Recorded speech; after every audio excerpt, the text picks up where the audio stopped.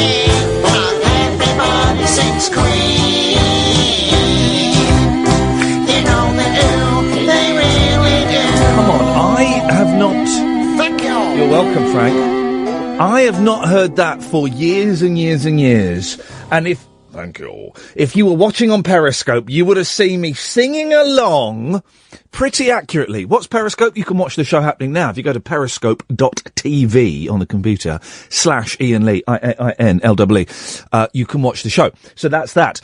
What was that singing? What was that singing? Indeed, Frank Sidebottom. 6 years ago, man. 6 years ago, Chris Seavey died. It's incredible. I remember exactly where I was. I was going to Great Ormond Street because I was doing some stuff there, and I got off the tube at, I think, King's Cross, and I walked, and I was checking Twitter, and Frank was trending, and it turned out that everyone said, oh, Frank's dead, and I had Chris Seavey's phone number, and I phoned him up, and his girlfriend answered, and I said, oh, I'm really sorry, this is Iain, we met briefly, is it true? She went, yeah, and I went, oh. Man, I'm really sorry. I burst into tears. I went straight home. And felt terrible 6 years ago. So we can celebrate the magic of Frank Sidebottom and Chris Seavey. I know a lot of you won't know who he is or was, and that's fine. And tonight will be a bit of education. So we can celebrate him by talking about him if you want to. We don't have to if you don't want to, because we'll just play. We can just play some of his songs throughout the show. I am reminded of buying that record. It's an EP. Called Frank Sidebottom Celebrates the Magic of Freddie Mercury and Queen. And it had to be pronounced like that. Freddie Mercury and Queen. And I remember, because I knew I had been checking, I'm going to suggest it was the NME. I'm going to just change my headphones while I'm talking, because I've gone deaf in one ear. It was the NME, and because that was the one we used to read. And we knew, me and my friend Malcolm Richmond knew this was coming out. And I remember... on Saturday, for several Saturdays in a row, saying to my Mum, you've got to take me into Slough so I can go to Our Price, gotta get down to Our Price, to buy the new Frank Sidebottom record. And she's like, oh. So we did. I remember going down there 2 weeks, they didn't have it. Got the new Frank Sidebottom record? No, we don't have it. The third week, yes, they had it. Frank Sidebottom salutes the magic of Freddie Mercury and Queen, which bizarrely has a Kylie Minogue song on as well, I seem to remember, as he was obsessed with Kylie Minogue. 0844 499 1000 is the telephone number. Scott's tweeted, it's a Frank Sidebottom special on Talk Radio. And Jesus, it's what we need. Get on it. Boy, oh boy, isn't it? Flipping heck, what has happened to radio this week? It's disappeared up its own backside. Brexit this, Brexit that, Brexit this, Brexit that. I can't, honestly, right, tonight, normally, anything goes on this show. Anything goes, right? Not Brexit. We're not doing it. We're not even going to do it. And I kind of feel a little bit cold and a bit vicious, by saying that. But actually, flippin' heck, this has to be an oasis. That's what I meant earlier on, not an island. This has to be an oasis amongst the jingoistic, nonsense on both sides that's being pumped out. Honestly, I don't care. It's so boring. It's so boring. Why does everyone think that, radio, we must talk about Europe? James O'Brien, God bless him, did 3 hours on it today. 3 hours! I love him. I think he's one of Britain's greatest broadcasters. I switched off. So it's LBC at 10 o'clock on Thursday, by the way, are doing a whole special. They can talk about the referendum for the first time at 10 o'clock on Thursday. So I'm expecting loads of new listeners and callers at 10 o'clock on Thursday. Because, I mean, really, it's just so boring. Isn't it? 0844 499 1000 is the telephone number if you want to give us a call. Andy's on the line. Good evening, Andy. Hip, hip, hip. Hip, hip, hip, Andy. Good evening. First thing I want to do is apologise for the terrible call that I made when you first started your show a couple of weeks in, and I was shocking. Well, hang on a minute. You're going to have to remind me, as I don't even know what I did at 5 o'clock this afternoon. Well, the first thing you want to ask me is what I wanted to speak about, and I nervously went, oh, not a lot. And right. Then I just sort of rambled on about David Icke and sort of talked a load of rubbish. You may have to hover over the dump button, because I might be a little bit nervous still. Well, hang on, what, are you going to... Why would I have to dump you? This is insane. It's like a... kamikaze. Do you know what, people... We still say kamikaze flippantly. We don't say suicide bomber flippantly. It's the same thing, except the kamikazes had an aeroplane, didn't they? Indeed. Do you remember the kamikazes? Not... Well, no, I know of them. I'm not that old. The kamikaze pilots. How old am I? Oh, now you're a tough one. 28. Oh, thanks. I'm 30. Well, 2 year. I allow myself a 2-year margin. The kamikaze pilots were the Japanese pilots that were so devoted. It's all about devotion, isn't it? When you're killing yourself for a cause, you go to the cults in America that have killed themselves, the trend of the suicide bomber now, and the kamikaze pilots. It's devotion. It's subjugation of self. It's devotion to something or someone that you perceive to be bigger, more important, and more powerful in the great scheme of things than you are. So the kamikaze pilots were trained to think nothing of themselves and think of the Emperor. It was the Emperor. And so they thought they didn't think twice about smashing their planes into it's really honourable cities. thing in sort of a backwards way. It was an honourable thing. Of course, the harikari as well, the suicide. If they muff up, the Japanese muff up, out comes a little dagger, and they put it in and they twist it. That's so it's a strange thing, isn't it? Committing suicide to further someone else's cause. It's a strange. I know you've not called in about this, Andy, but this is just where my head is going. We briefly mentioned this about an hour ago. Me and Kath. To further someone else's cause. So the ISIS members, the suicide bombers.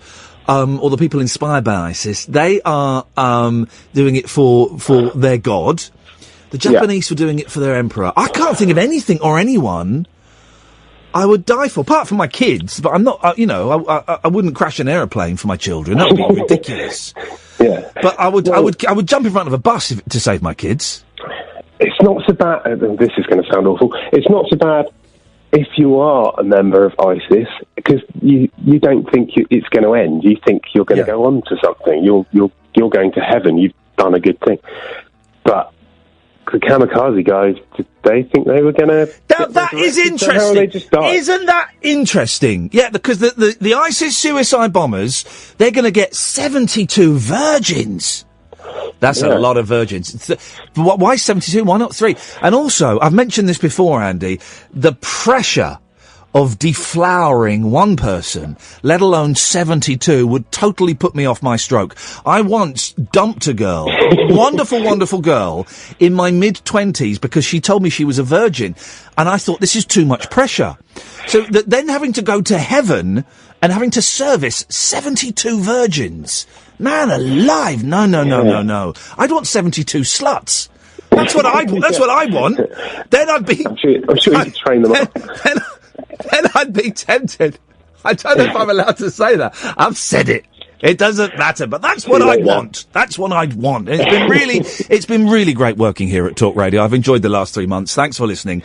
Goodbye. Oh no, I've got you the sack. I wonder what you're right. Do you know what? You raise a really good point, and we can throw it out there because someone want to know what was the reward for the kamikaze pilots. Was it? I would imagine the reward would have been bestowed upon their family. Their kids would have been given some kind of honour, and their wife would have been given a load of money or something. That's what I imagine. But I'm just writing down kamikaze. It's a good word as well. Kamikaze.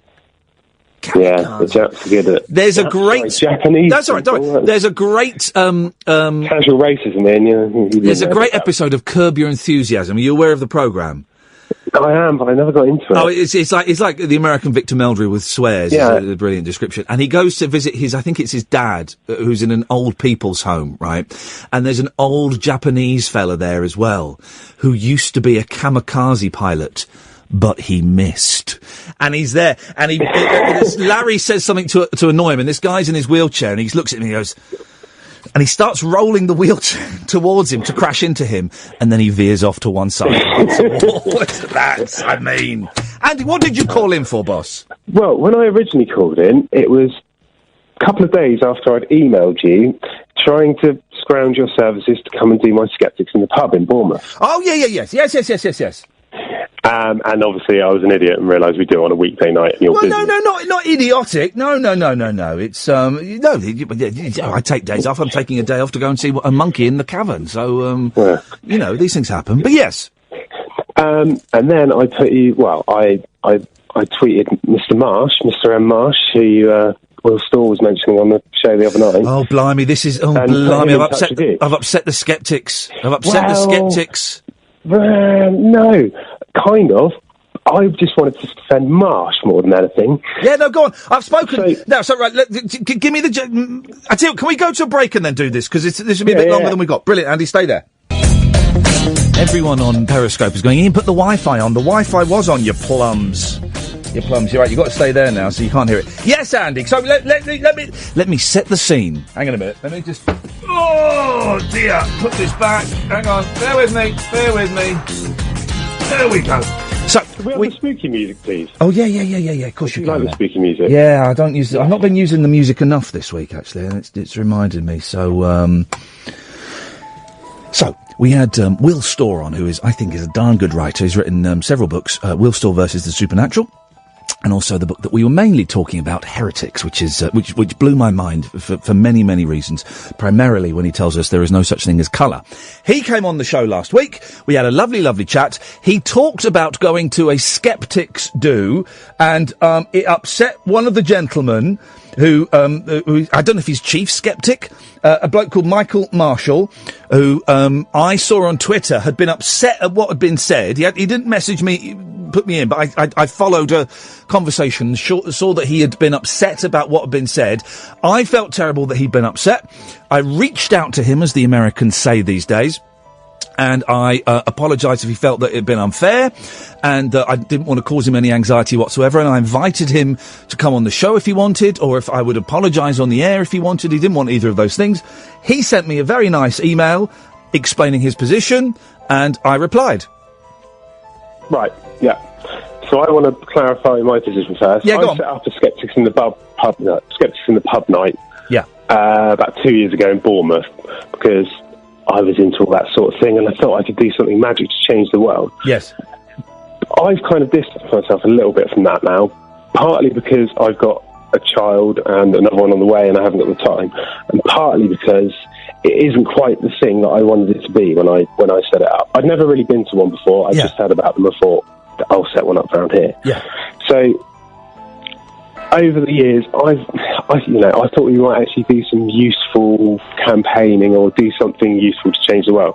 But all it has turned into, and I think a lot of them are a month where 30 or 40 people, if you're lucky, get together in a pub and listen to someone that reaffirms all of their beliefs that science is right, and that's the end of it. Yeah.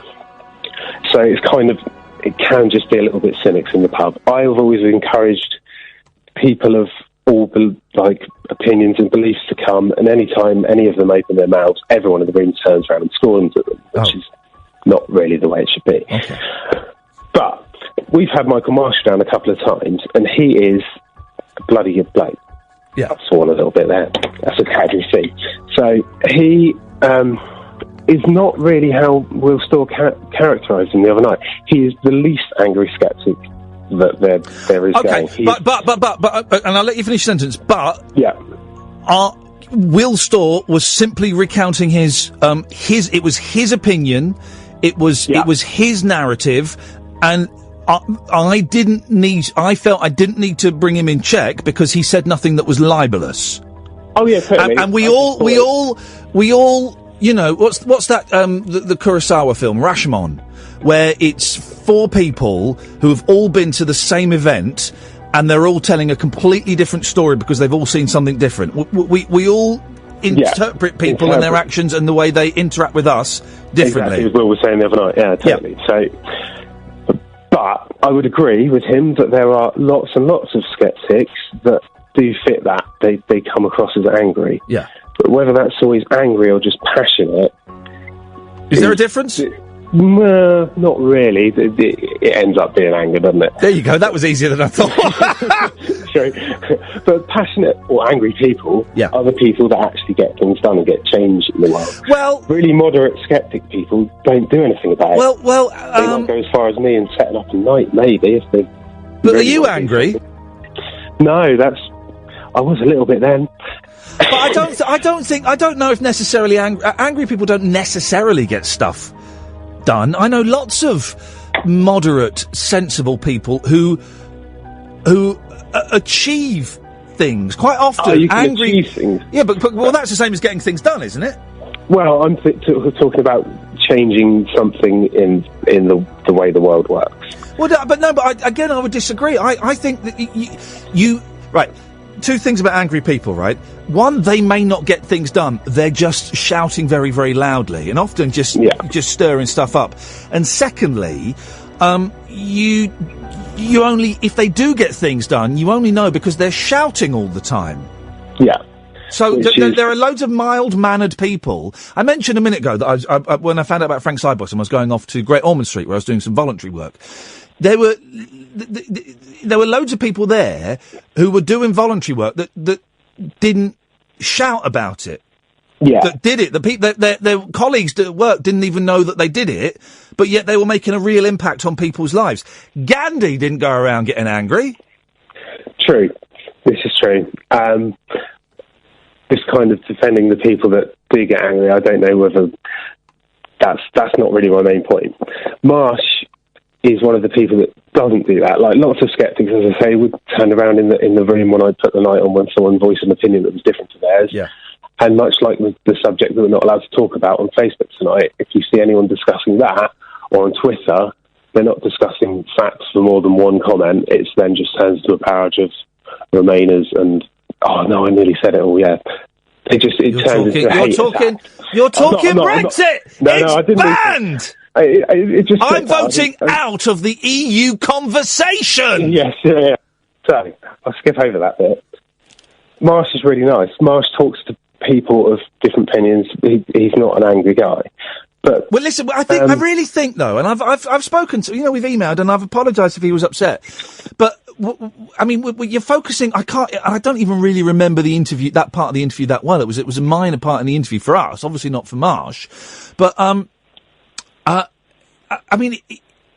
what exactly did he say that's got everyone so upset? He said that he was angry. Was that it? With that one word? Well, no, he just seemed to think that, like, he was saying, like, why does anyone care if people use homeopathy? But that's his opinion. They all hate homeopathy. But that's his opinion. That's his opinion. His opinion. Will Storr's opinion is, I am making up because he's not here, and I don't really like doing that. But is he doesn't understand why people get so upset about homeopathy, and that's fine. Why does he care about ghosts in that case? Like, that doesn't really affect anyone. No, but he doesn't really care about ghosts. He wrote a book about ghosts. But why do I care about the monkeys? It doesn't. No one in within a 5 mile radius cares that I care about the monkeys, and he doesn't understand. He won't understand that. He doesn't understand why people get so upset about homeopathy, and that's his opinion, and that's fine. Yeah. The thing I've kind of got a little bit of, is that people being offended for the sake of being offended, people being upset because he said something that doesn't fit your narrative. Yeah, and that's. Well, then get over it.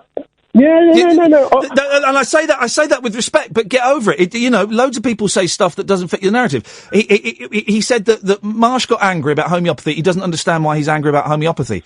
That's it. Yeah. And I've apologised to the bloke. And I've given it. He said if he wants to come on, he's welcome to come on. I feel terrible that he had a sleepless night about it, but that's it. It doesn't fit in with your narrative. Get over it.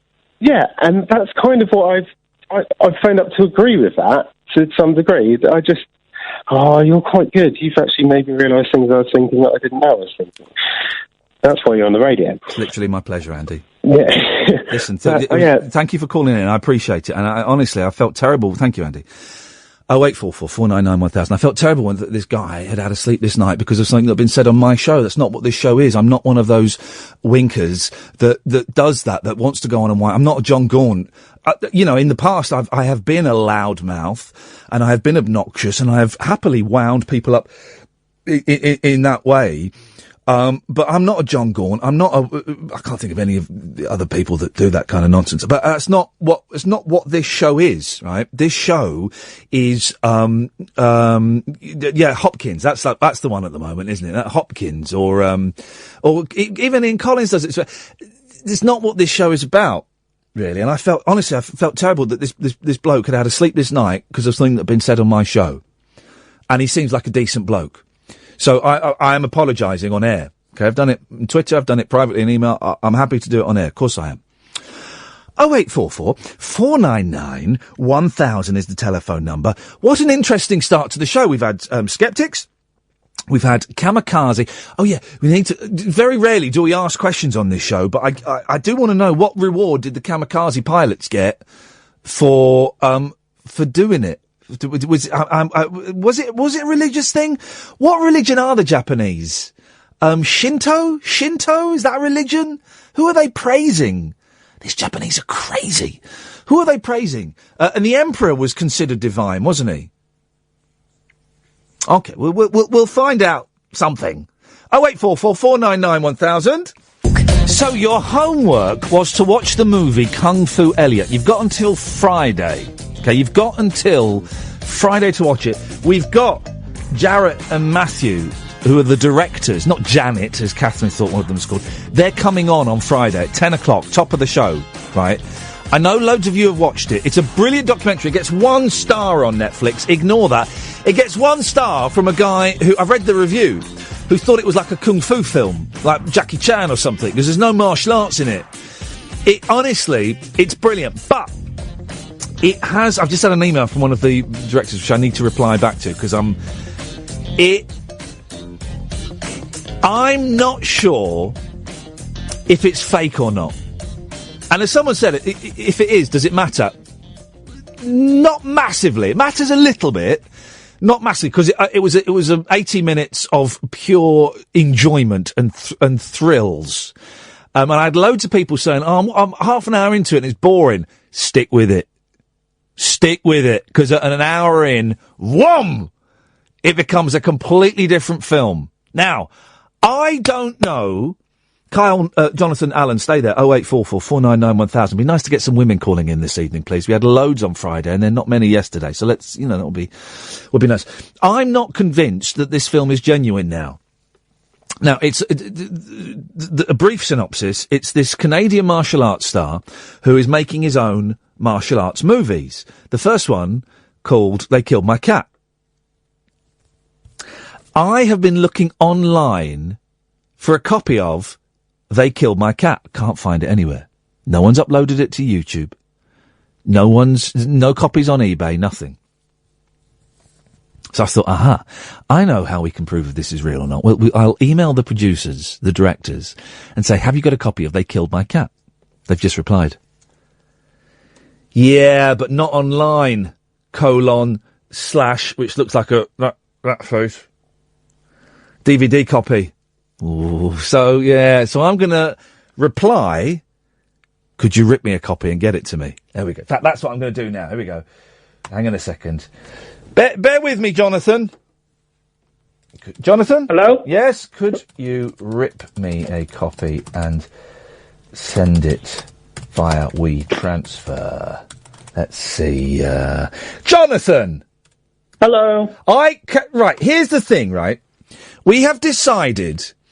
and I was talking to Catherine about this, right, that someone's behaviour online is separate to if someone's behaviour online is separate and different to the way they present themselves to me on this show, then I am going to try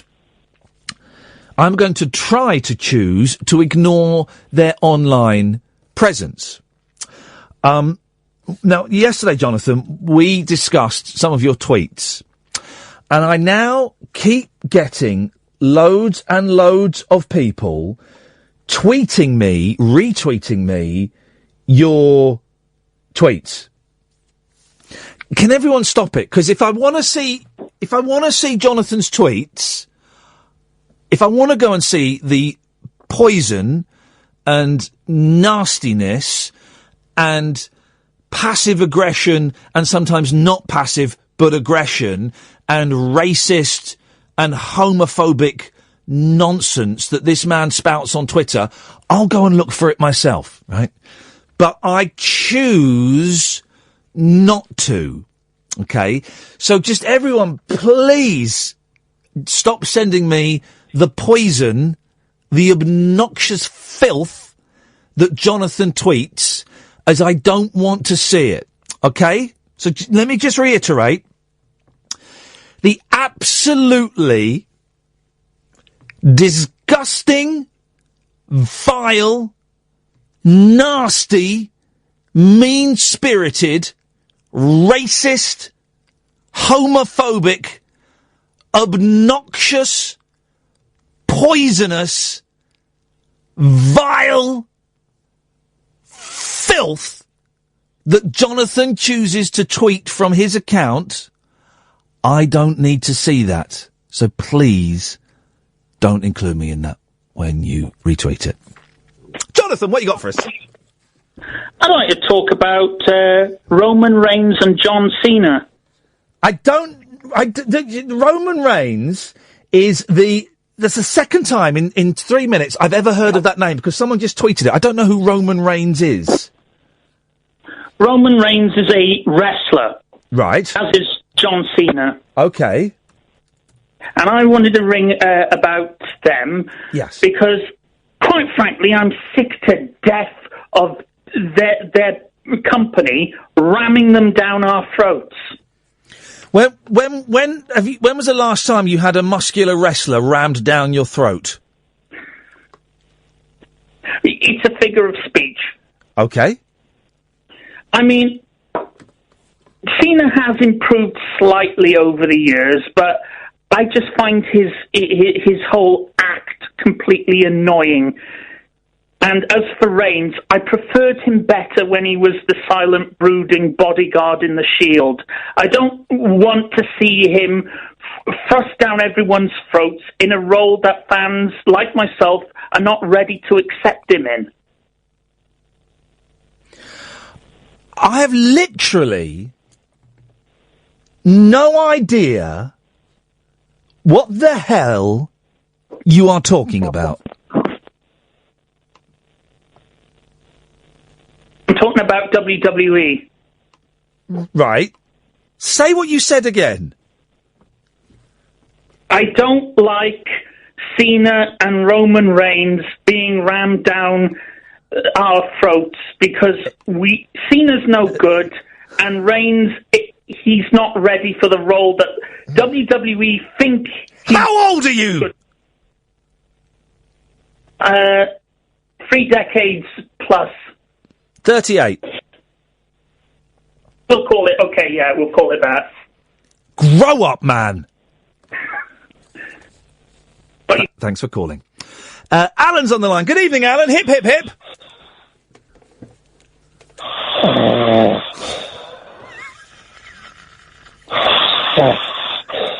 I hope that's his mouth.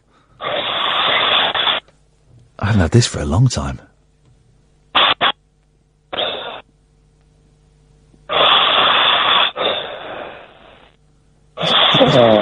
He's been on the line for 36 minutes, but how do you fall asleep on the phone? If you've ever fallen asleep on the phone, or the loo, 0844 499 1000.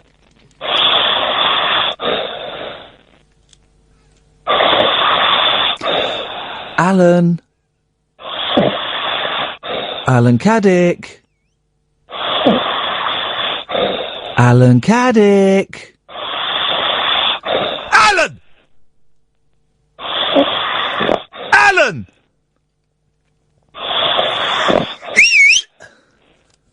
Oi! Oi! Alan, what the flipping it? How are you supposed to work on this? Alan Caddick! Oh, dear. Let's try. All right, hang on a second. Let's try some music. Hang on a minute. Let's try this.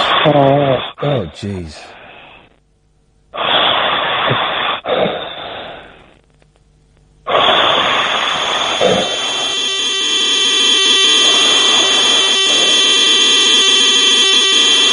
It's a loading sound for a ZX81. This might wake him.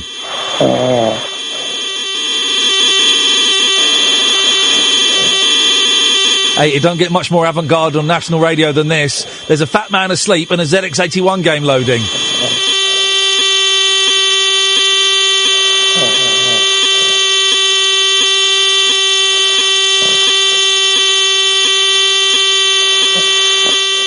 Alan! Alan Caddick!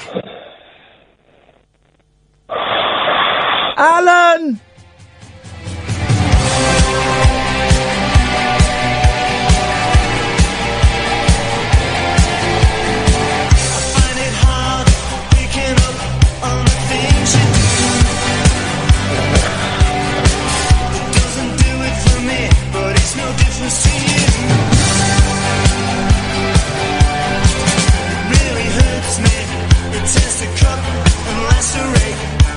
You're breaking me up with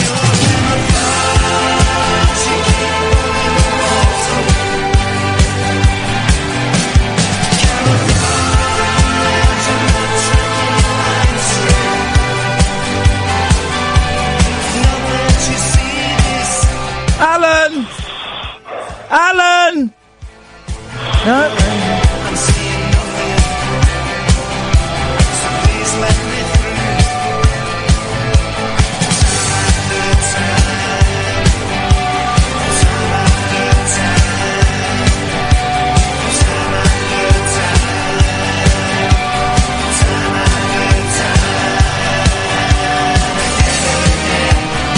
No, okay, we'll just leave him there.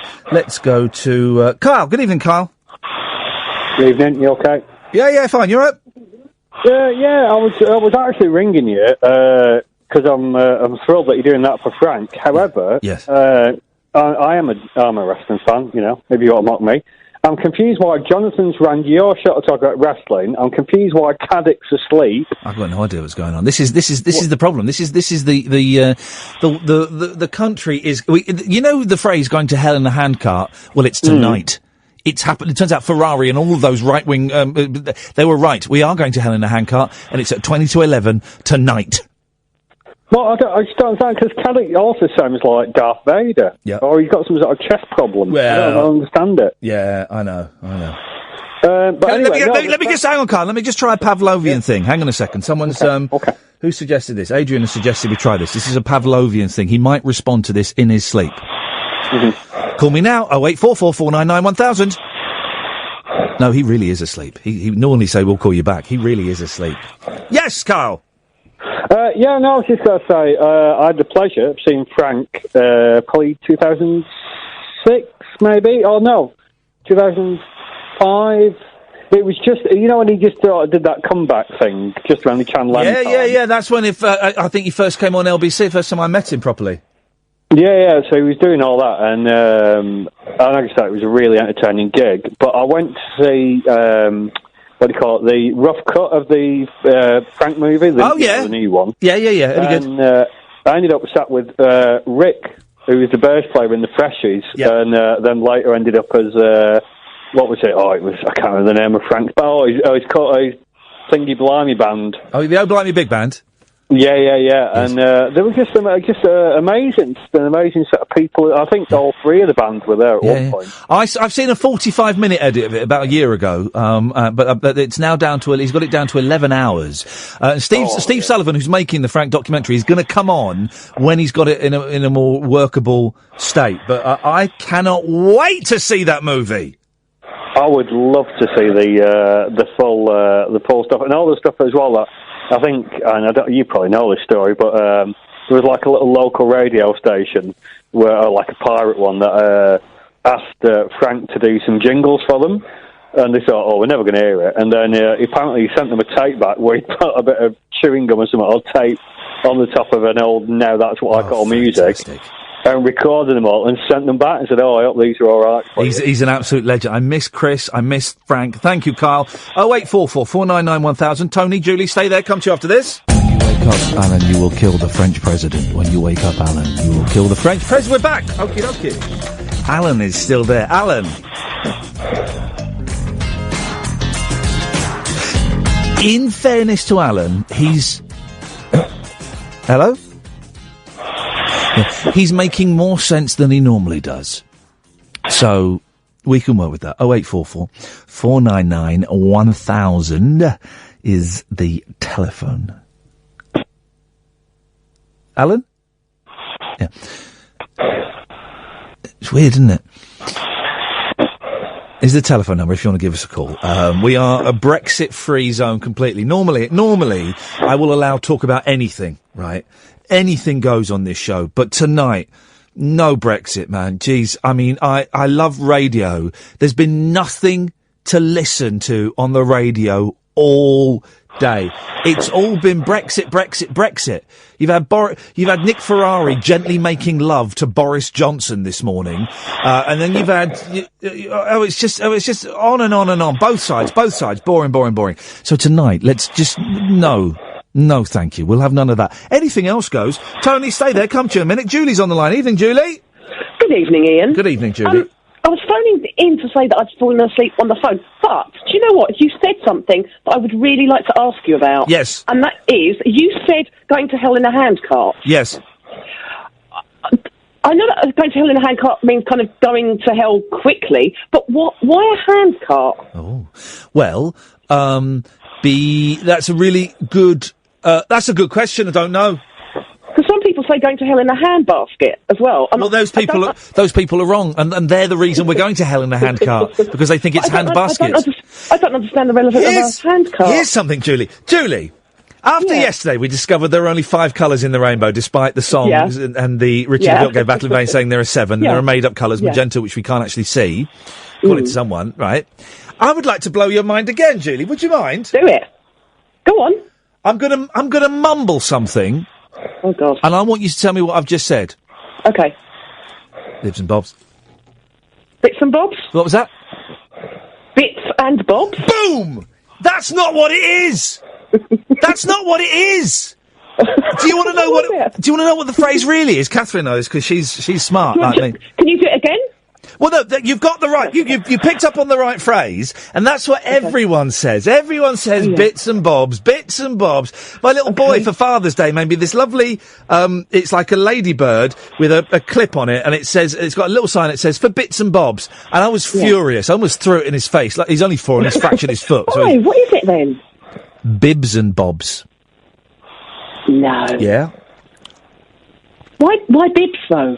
Well, why bits? Because it's small bits that you put together in one place. Well, it's not. It's bibs and bobs. Oh. It's actually bibs and bobs. Mind just blown, Julie, huh? It is. Yeah. It is blown. Yeah. I don't know what to say now. You don't need to say anything. That's what I'm here for. 08444991000. I'm here to blow people's minds, guys. And I'm happy to do it. Tony's on the line. Good evening, Tony. Oh, hello, Ian. Hip, hip, hip. Found you at last. Sorry? I found you at last. Well, you found me. Did you lose me? I did, yeah. Well, you found me. I lost you on the previous job. Oh, the old BBC, when they shafted me. Yes, well, 3CR. No, well, yes, no, I'm here. And, have you only just found me? Yes, I have. Oh, beautiful. Must get a smartphone. Otherwise, I could have had more time listening to you. Well, it doesn't matter. You've missed nothing. We've been warming up. We've been kind of idling. Our engines have been idling, waiting. We're going, we can't do this properly until Tony finds us. Tony's found us. Let's do it properly. Okay, here we go then, Ian. Full speed ahead, and we'll take off. And if the sound of a ZX81 program loading won't wake him up, nothing will. Well, nothing will. Yes. Go on. I was going to say, I think I recognise that. Was that the Flight Simulator program? No, it wasn't. It was a program. It was brilliant. It's genius, right? It's by Chris Seavey, who was Frank Sidebottom, and he wrote. So you would load the game up, then you would turn the tape over, and it would tell you to press play on the cassette player and the space bar at the same time, and then the song would play through the cassette, and the computer, the ZX81, would do a video that went along with the song. Oh, really? Yeah, oh, genius. Utter genius. Do you know what? Was it Dan, I think, who sent me the link for that? Yes, it was. Thank you, Dan. I'm going to retweet that link in a second, because, honestly, watch it. It is flipping brilliant. Chris Seavey was brilliant, right? They were skint. And his wife gave him the money to go and pay the gas bill in the early 80s. He says, go to the gas board. This is when there was a gas board. And go and pay the gas bill. This is all the... Alan! Nope. This is all the money we've got, right? So he went off to pay the gas bill, and he came back with a W.H. Smith's bag. And she said, what have you bought, Chris? He went, I bought a ZX81. It cost about 120 quid in those days, I think. She said, well, that was the gas money. He said, no. We're going to be millionaires writing video games. Oh, man! Imagine, that's a true story. Imagine living with that. Oh, wonderful. Frank Sidebottom was brilliant. Oh, he was wonderful. I miss him so much. He was such a Yeah, I didn't know he'd passed on. Yeah. Kamikaze pilots then, Ian. Yeah, go on. Right, I think they do, the religion is Shinto in Japan, and they were making the ultimate sacrifice for the emperor, I believe. Remember. But then what was the was it Hirohito? I make up it was Hirohito. Sounds about right. Sounds about right. But then what was their reward? Well, only service for the emperor, who was the ultimate person within the religion and within Japan. So that's it. Service of the emperor. You didn't get. I think so. Yeah. The kids didn't get made into sirs or anything like that. That's outrageous. But yet they did it. They certainly did. They did it. The Japanese race is still generalisation coming here, guys. Still more subservient. Than other races. That's right. I like that comment you made about the wheelchair user who missed. Yeah. In Curb Your Enthusiasm. There's another Douglas Adams saying as well. I think it's, I can't remember. Hitchhiker's Guide to the Galaxy. The secret of flying is to throw yourself at the ground and miss. Oh, blimey. Oh, you hadn't heard that one then? No, I've not heard that one. I'm going to go and drop some LSD 25, and I'm going to try it. Tony, I'm glad you found us. Thank you, mate. It's good to hear your voice. Every Monday to Friday, 10 till 1. Let me give you two of the ways you can enjoy this show. You can go to talkradio.co.uk. You can listen online. If you're listening there, by the way, if you're listening like on your smartphone or something like that, or you're on Periscope, if you go to talkradio.co.uk and just leave the window open, it gets my figures up a little bit. That's nice. Or you can download the Talk Radio smartphone app, guys. The Talk Radio smartphone app. I've got it. And it's on page 1, I think, of my smartphone apps. Not all of them are. Oh, I did, Alan? No. I downloaded one of those Couch to 5K apps. I paid for it. There were loads of free ones, and I paid £2.79 for one, because I thought, that'll be better. That'll make me fitter faster. Because I'm losing a bit of weight. Trying to. No, I'm losing weight. And so I went for kind of my first run today. Can I have an out time, please, Josh, from you have a moment? Went for my first run today using the app, short for application. And actually, thank you, it was less. I ran less than I've been running before, but I ran 2.63 kilometres. It's quite simple. They do the thing where you walk. Oh, jeez. That is disgusting. They do the thing. I will tell you in a minute. Simon's waiting to come on. Evening, Simon. Hip, hip, hip. Hip, hip, hip. What you got for us, boss? How you doing? Hey, I just wanted to say, I don't know if you remember, I phoned a couple of weeks ago about, I told you about that Mandela effect, but you just did one yourself, the bibs and bobs. Bibs and bobs, yes, bibs and bobs. I mean, I don't know where it originates from, and I always hesitate slightly doing the origins of words and phrases because it feels a little bit Mike Sticking to me. Okay. But if you know where bibs and bobs come from, then spew. I don't know where bibs and bobs comes from, but I do know that everyone thinks it's bits and bobs, but now suddenly it's bibs and bobs. But there's other examples. Go on. Right. You know, Luke, I am your father from Star Wars? Oh, no, hang on a minute. You're the fella, the alternate timelines fella. Yeah, that's the one. It's I am your father, Luke. It's no, I am your father. Check it out. He never says, Luke, I am your father. It's no, I am your father. Okay, but that's just misremembered quotes. That doesn't mean we're in an alternate timeline. Yeah, okay. You remember, what's it called? You know, what's the Field of Dreams? You seen the film? No. You've seen Field of Dreams. If you build it, they will come. I've not seen it. You haven't seen Field of Dreams? I've not seen Field of Dreams. That's not me being obtuse. I genuinely haven't seen Field of Dreams. It's about ghosts, isn't it? So I haven't seen it. Have you seen Jaws? Have you seen Field of Dreams? Yeah, but it must have been when I was about 9. Is it about ghosts or not? Why are you censoring? I think he builds a baseball pitch for ghosts. Truth. You couldn't take the truth. That's Few Good Men. Yeah. No, it's not. It's just I just made Handel. that one. Handel's Messiah. Okay, go on. Give us another one. Okay, Jaws. Have you seen Jaws? You're gonna need a bigger boat.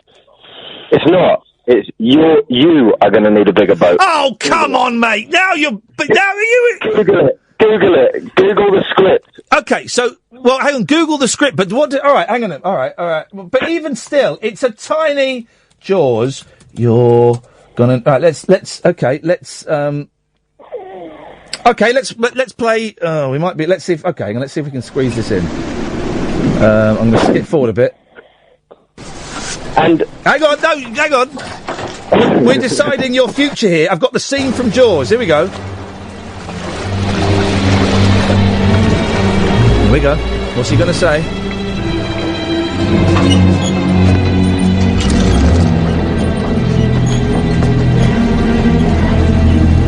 You're going to need a bigger boat. Thank you very much indeed.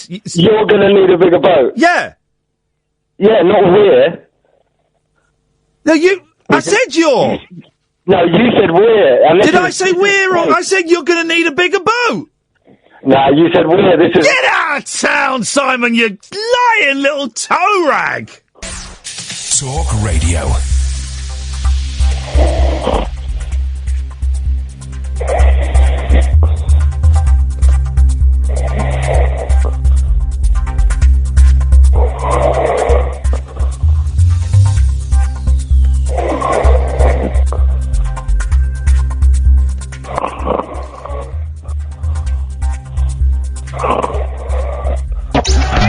Late night, Iain Lee on Talk Radio.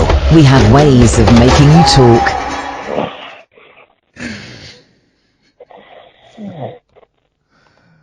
Oh, let me find a song to play. Dear. You're listening to Iain Lee on Talk Radio. 0844 499 1000 is the phone number.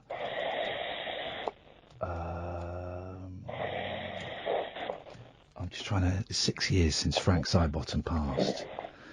So, I'm trying to find some nice Frank Sidebottom songs to play. I haven't got all the songs on my computer, unfortunately. Otherwise, I'll play them. Oh, here's a good one.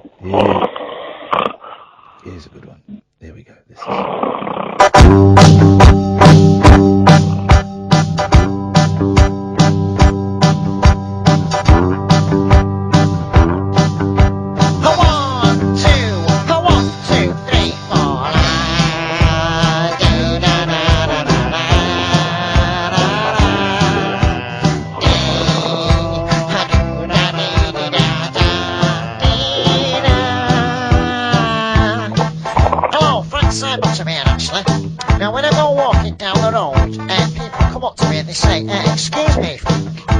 tell us about that song you wrote. I say, oh, which song's that, mate, actually? And they say, oh, you know that one. I say, oh, yeah, I will tell you. How I wrote Elastic Man. How I wrote the Elastic Man. How I wrote the Elastic Man. How I wrote the Elastic Man. Right, do you want to know, little Frank? Oh, yes, right, come on then, and I'll join you on the chorus.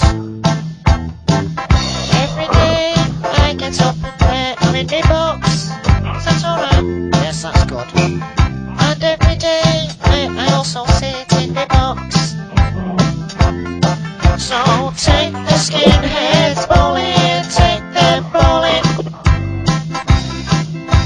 Take the skinheads bowling, take them bowling.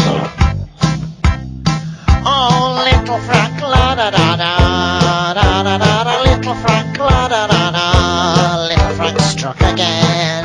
Oh yes, he struck again. All together now.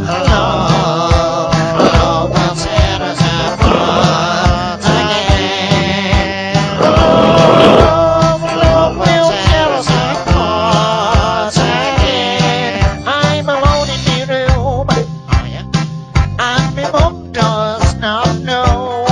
There's a taste in my mouth, there's a smell up my nose, and I'm changing my ways, and I'm changing my clothes, because love will tear us apart again. Because love will tear us apart again. You know it will. You know it will. It really will.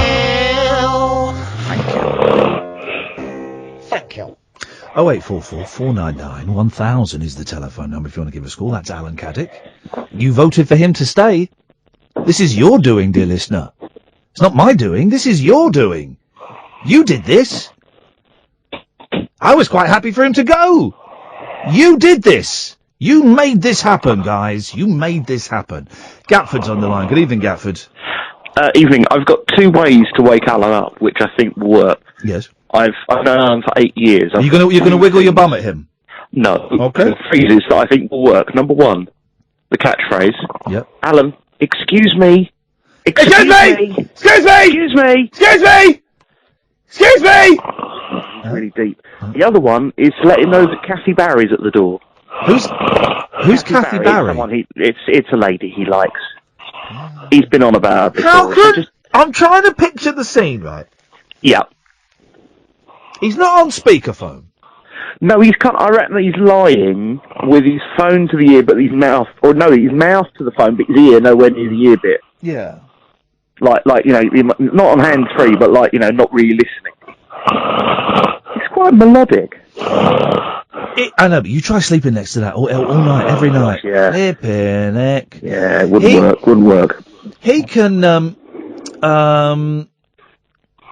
for Britain? Yeah, you can get those things. No, sorry, I've just dropped one and it's just thrown me off my... I haven't, it's just knocked me for 6 a little bit. I wasn't expecting that. You can get those strips. We mentioned these yesterday, these strips. Don't come in, Kath. Oh, what, the things on the nose? She's spraying the air freshener in. I think a rat may have crawled up my bottom and died, judging by what's going on. Oh, no. The snore strips that also help if you've got a cold. Those. They don't work. Oh, they work for me. Do they? It may be, and I'm going to say this with love and affection because you're a fat man. Go. No, but it could be, couldn't it? Why do fat men snore so much? What is it? Is it the flap at the back of your throat? I assume so, yeah. I assume it's that when we lie down, the fat just wobbles, and that's the sound. Yeah. I don't know. Jonathan's not very clued up on his WWE either, because if he knows anything, he should know that Roman Reigns has now been suspended for 30 days for drug use. So, really, he shouldn't be complaining. Oh, dear. So, Jonathan does not know what he's talking about on air or on Twitter. People are saying, did you know that Alan was snoring during the news? Well... are you getting in trouble for this? Well, it's been great working here, guys. Not again. They'll be somewhere else. They'll always be follow you anywhere else. No. This is it. After this, it's John Gaunt's podcasts. Oh my word, man alive. We'll see what happens. It's weird, Alan, because Alan Gatford, sorry. Yes. You know, I'm a huge radio fan. Right? I'm a proper radio geek, and on Radio 4 Sunday nights, I guess the first one went out this weekend. I must listen to it because it was the programme I wanted to do. Basically, it was this woman whose name escapes me. Apologies. Who's been broadcasting for years, and she has kind of done like a series as to why radio is so powerful. It's a shame the series has started because I'm sure the last 40 minutes of this show would have made it into the final edit. Maybe they can get it into a last episode or something. Maybe. Extra. And it's the show I wanted to do. I did the Iain Lee versus radio, and I give these talks, which is about why I'm so passionate about radio, and I always wanted to do a show on Radio 4 about it. Never mind. But today has been really hard. It's been hard to listen to radio because it's all been about Brexit, right? And I listen to speech radio. I don't listen to music radio. Yeah. It's all been about Brexit, right? And I know even the music radio is Brexit. Were they? I mean, hang on a minute. That doesn't sound healthy. No. I mean, and I know it's a big thing, right? But it's everywhere. And guess what, right? It's really boring. And I've said this from day one. I don't know if people are that interested in it. I think the media, the newspapers, the radio stations are having, they're wetting their pants over it. But I don't think the ordinary person is that bothered, are they? What's going to be interesting is, and it's not going to happen until Thursday, it's probably not going to happen until about Monday, maybe Monday week. Yeah. What happens next? What they talk about next for 8 hours on certain other radio stations. Yeah. When it's over, when the decision's made and the fallout's happened. What would Frank make of Brexit? I don't know. Oh, that'd be good. I'd like to hear Frank sing. But I've been trying to drive to London, then drive home, then drive somewhere else, then drive here, and all of the, so I've driven all over the place. I've been in the car a lot, And I couldn't listen to Talk. I couldn't listen to LBC. Nope. I listened to a bit of Radio 4, but then I couldn't listen to PM. And it's just been a really sad day for radio, man. It's been awful. And Thursday's going to be just as bad, isn't it? No. You're going to get... No. No. Through the roof. Thursday day, up until 10 p.m, it's going to be brilliant, because we're not allowed to talk about it. Come 10 p.m, though, then boom, it's going to be all over the place again, except on this show. And you're right, LBC are doing a Brexit special, 10 o'clock on Thursday night. So I'm so excited, because we're just going to get so many new listeners, which is great, because then I'll be able to talk to you properly about Brexit and tell you what. No, of course I won't. No, I wouldn't like that. My abiding memory of Frank was the time I got to speak to him on your show. Yeah. And to join in on the song. And I miss him as well. Not in the same way, because I didn't know him in the same way that you did. I didn't know him particularly well, but, I was... But you got to know him. But the very first Triple M that I listened to, which was not used to do for anyone who's not familiar, was Frank. And you have never caught so much on the air. Because he would just go, oh yes, and you would just laugh your head off. The thing was, the first time he did it with me, he had the head on. And it turns out he can't see out of the head very well. Right? If you ever watch a Frank video, and you know that he's pretty much blind in that head, it starts to make a lot more sense. He can't see anything with the head on, right? Because his tiny eyes, and they're covered. So, and also he can't hear it as well. So he's deaf and blind, basically, when he's got the head on. And again, if you watch a video of it, it makes so much more sense, right? So and that's partly why I was laughing, because he didn't have a clue what was going on. The later ones he didn't wear the head, and we would turn the webcam off. Over the head. I think he held the headphones up. That would have been good. That would have been good. But the later times he came on, we turned the webcam off, and he just would wrap he had gaffer tape around his nose to give him that voice. He would just put a load of gaffer tape around his nose, and he would do it like that. I remember that one of your producers really didn't like him. Davis, I know, and I told him off on air for being rude. No one liked him. So he's doing spinning classes. I know. Gaffer, listen, thank you very much indeed. 0844 499 1000. First lady of the night, it's Lady Caddick. It's Anna. Good evening, Anna. Hello, how are you? Hello, Lady Caddick. Oh, Lady Caddick, am I? Well, yes, because you for a long time competed to be the first caller of the night. I sacked tonight, though. Well, yeah, but then Alan's given up on it, and you've given up on it. It's like you two are in sync. You're in. Oh, is that him actually snoring? Yes, he's on the line now. Yeah, he's been on the line for well over an hour. Well, he's been on since 10 o'clock, so he's been on for an hour. Alan. All right, here's the thing, right? Here's what we'll do. I've just worked it out. This is the best competition we've ever had on radio, right? Ages ago, we had a book to give away, the Tommy James book, Me, the Mob, and the Music. It's a brilliant book, and we never gave it away. The person that can either wake Alan up or is on the phone when Alan wakes up will win that book. How about that, huh?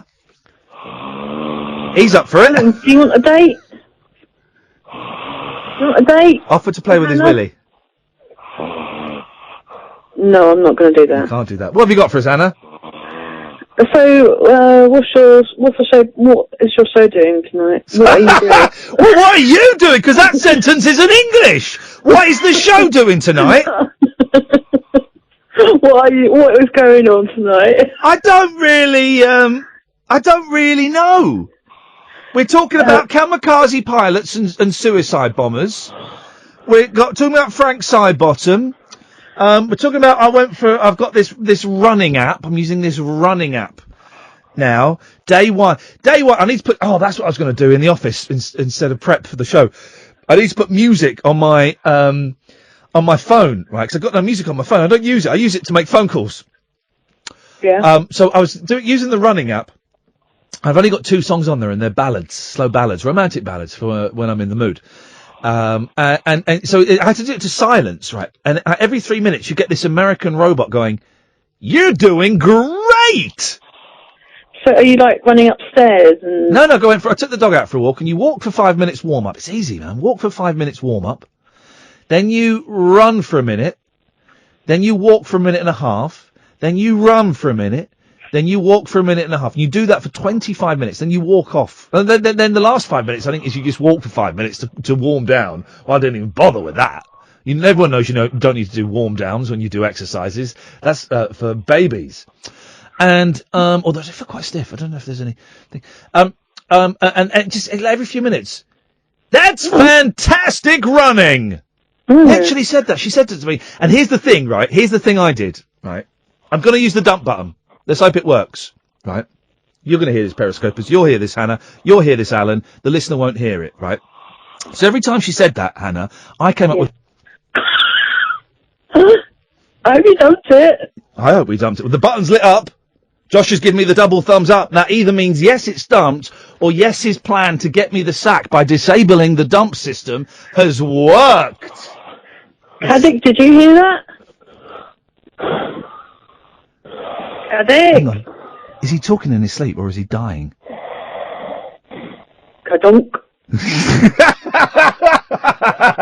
Oh, do you know what, Hannah? I hate to say it. I think that's the funniest thing you've ever said. The comic timing there was beautiful. Oh, thank you. You're very welcome. Anything else? No, that's it for now. All right, we'll speak to you later on. Thank you. Luke and Guy, stay there. 0844 499 1000. Got cold pound of chips here. Yeah. That were prepared earlier. Yeah. Right. We're going to put them into the pan. How long have they been out of It's water? a video of They've been out chips of water being an hour. fried. Right, This okay. might wake him. Thanks to You Lino think for a this. good hour out of water? Yeah, before so they're frying? nice and dry. Yeah. You can see if they're not wet. Yeah, It's not good, yeah. We're gonna It's put them in chips, the pan. Alan! Yeah. Into a Got corner chips for your tea! and pour the bucket away from you. Right, yeah. So you don't get any trash spot back. Chips for tea, Alan! He's just putting them in now! Pour the bucket in. It's important now to close the lid. Yeah. Alan, chips!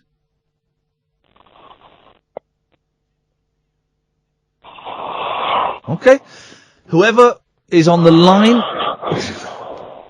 when Alan wakes up, or whoever wakes him up, will win a copy of the Tommy James book. I cannot say fairer than that. It's the best competition ever. Someone has just tweeted, thank you, Stephen. Stephen gets it. Not everyone gets it, right? Not everyone gets this show. And that is brilliant. Stephen gets it. The perfect antidote to that boring political debate is talk radio right now, Frank Sidebottom songs and a real sleeping Caddick. I mean, yeah, he gets it.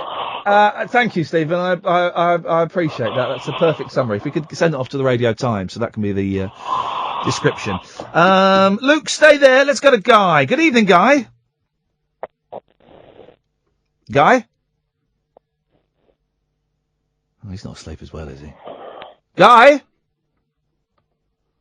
I think we've lost Guy. Okay. Let's go to Luke. Evening, Luke. Hip, hip, hip. Hip, hip, hip. Yeah, a couple of quick things. I've just done a drawing for you lot at Talk Radio. Another drawing. I don't know if you've seen it.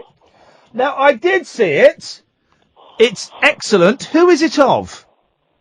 Well, anyone really. Oh. So I thought, yeah, I'll just put hip, hip, hip on for I like that. It's nice. That it's again, it's the big eyes that look like Kate Garraway's boobs. Fair dues to that. Fair dues to that. Yes. Another way to try and wake me old booty up is download one of them air horns to your phone, like the apps. Oh yeah, hang on a minute. Let me get. See if they can wake him up. Them air horns. Hang on a minute. That is an excellent suggestion. If this works, then there we go. This okay. If this works, then you win the prize. Here we go. Fair dues.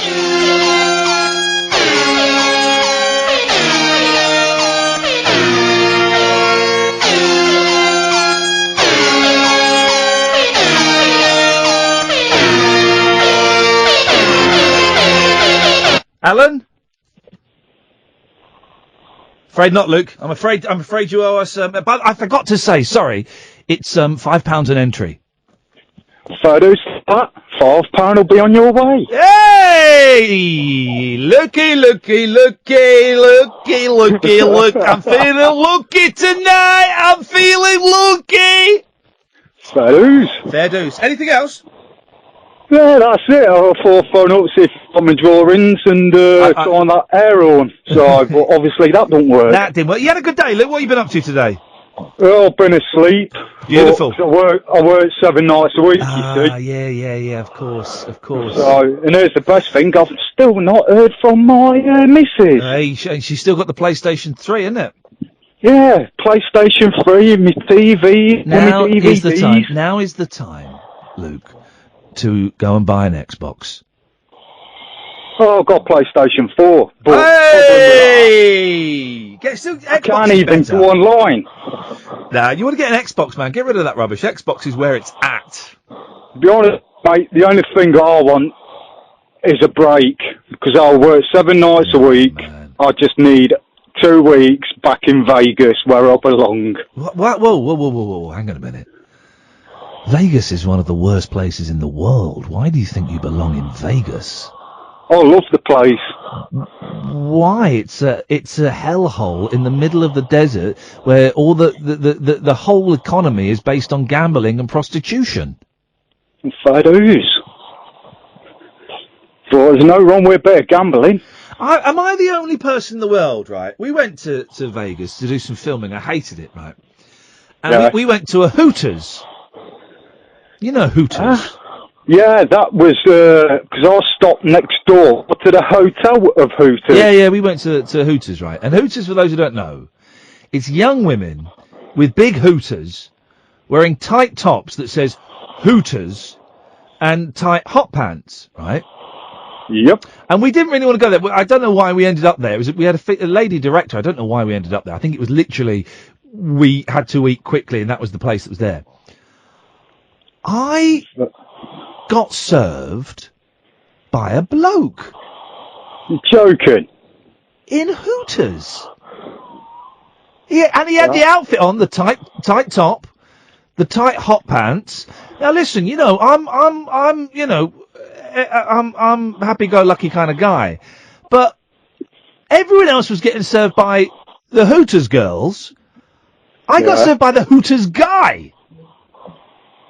Well, that sounds a bit strange, that does. It sounds unfair. Yeah. Well, last time I went with my partner a few years ago, hey, he's still going, isn't he? He's going. Yeah, he's going. We tried to go into Planet Hollywood. Yeah. But we got turned away. Apparently, what's his name with that? Justin Timberlake and Rihanna. Oh, really? Yeah. So you got turned away because they were there? Yeah, but isn't it nice to know? Isn't it nice for miles? Isn't it nice to know that multimillionaires are just as tacky as we are? Yep. That's the reason why I'm having to work 7 nights a week on a stupid minimum wage where the government don't give up. Here's the thing. Right. I've got beef with this guy now, and I've been thinking about this a lot, and this is official, right? The new James Bond, Tom Hiddleston. Yep. Going out with Taylor Swift, all right? And it turns out and I didn't realise this until I saw the pictures of them together. Turns out I actually have a thing for Taylor. And I felt jealousy when I looked at the pictures of Hiddleston and Taylor together, right? Well, you go to page 18 and 19 of the Sun, and there's a spread of him in his pants, right? And he's got an armadillo shoved down there. To quote Spinal Tap, that's not real. And also, he's got to be careful because there's no button on those pants. That's not a button fly. So at any moment, that could pop out. And he's there in his pants. He's not that good looking. I don't get it. He's not that good looking. He's going bald, right? He'll be bald in 5 years. You mark my words, right? He's not buff or anything. There's nothing special about the fella at all. Will you shut up, Alan? There's nothing special about the fella at all. Bond front runner Tom Hiddleston. I mean, his name, Tom Hiddleston. I mean, not even a good name. Excuse me. Shows he's got what it takes to fill Daniel Craig's famous blue trunks. Never wear another man's trunks. As he poses in a pair of boxers. Tom, 35, he looks older than me, let the world spy his credentials in an undie and cover bedroom shoot for W magazine. It's not a magazine called W. The posh actor, that's irrelevant. Well, the acting bit isn't, the posh bit is. Whose romance with US pop superstar Taylor Swift is used to stripping off for the camera. He flashed his bum several times in hit BBC series The Night Manager. Yeah, I mean, this guy's a joke. This Tom Hiddleston's a joke. I've never seen the fella act. I bet he's rubbish. I bet I could probably act better than him, Luke. Yeah, but I tell you this, you'll laugh at this. A few years ago, right, where I used to work, because I'm a security guard, I used to do retail. Yeah. And then one day I turned up, and I didn't know one of the best ever goalkeepers for England were coming to sign autographs. Oh, you're joking. Peter Shilton. Peter Shilty. Gotta be careful how you say that. Shilty was coming in. Yeah, and I was just like gobsmacked, so I quickly sent my dad a text message. And the best thing about it is I got a reply back because I didn't know. My dad used to go to school with him, you see. And my dad sent me a text message saying, does he still wear women's makeup? So I asked him. Oh, blimey. And does Shiltsy wear makeup? He used to when he was a transsexual. Is that what you were going to say? How does that story end? No, and I used to meet a few other players as well. Yes. And there's a few other people who I've met, but I'm not going to mention them. Don't mention any names, no pack drill. Tom, stay there. This is Iain Lee. This is Talk Radio. Now would be an excellent chance to book your call on the show. 0844 499 1000. Alan? We call you back is your line, you muppet. We have ways of making you talk. 0844 499 1000 is the telephone number. Alan Caddick has been on the line now for an hour and a half, and he's been asleep for an hour and 15 minutes of that. What are we talking about? Kamikaze pilots, suicide bombers, Frank Sidebottom. Basically, anything apart from the referendum, because it's really, really boring and everyone else is talking about it all the time. It was so miserable driving around in my car today. And the Stone Roses CD I ordered turned up and I can't find it. It's in the car. I think I put it in the car, but I can't find it. So I had to, oh man, it's a nightmare. Tom's on the line. Evening, Tom. Hello, mate. How are you? Good, thank you, boss. What you got for us? Well, I just rang because I've been listening to you for about 7 or 8 years now. I'm 18, and I always said that I'd give you a call when I'm done at school, so I feel like an adult when I call you. Wow. And I have my final exam today, so I thought I'd give you a bell. Hey, that'll do, wouldn't it? What exam did you have? I had my History of Art A-level today. How did that go? It was alright. History of Art? Yeah, man. Hey, flipping it. Hey, you kids are a lot brighter than when I was at school.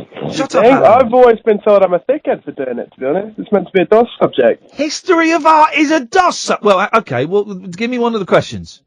Alright, so one of them was talking about depictions of Christ and the renderings of religious scenes through the depictions of Christ in the 13th and 14th century. Okay, yeah. That sounds like a right DOS. I mean, I could answer that. I'm not going to because it would be unfair. It would be unfair on people. But you're right. That's a DOS subject.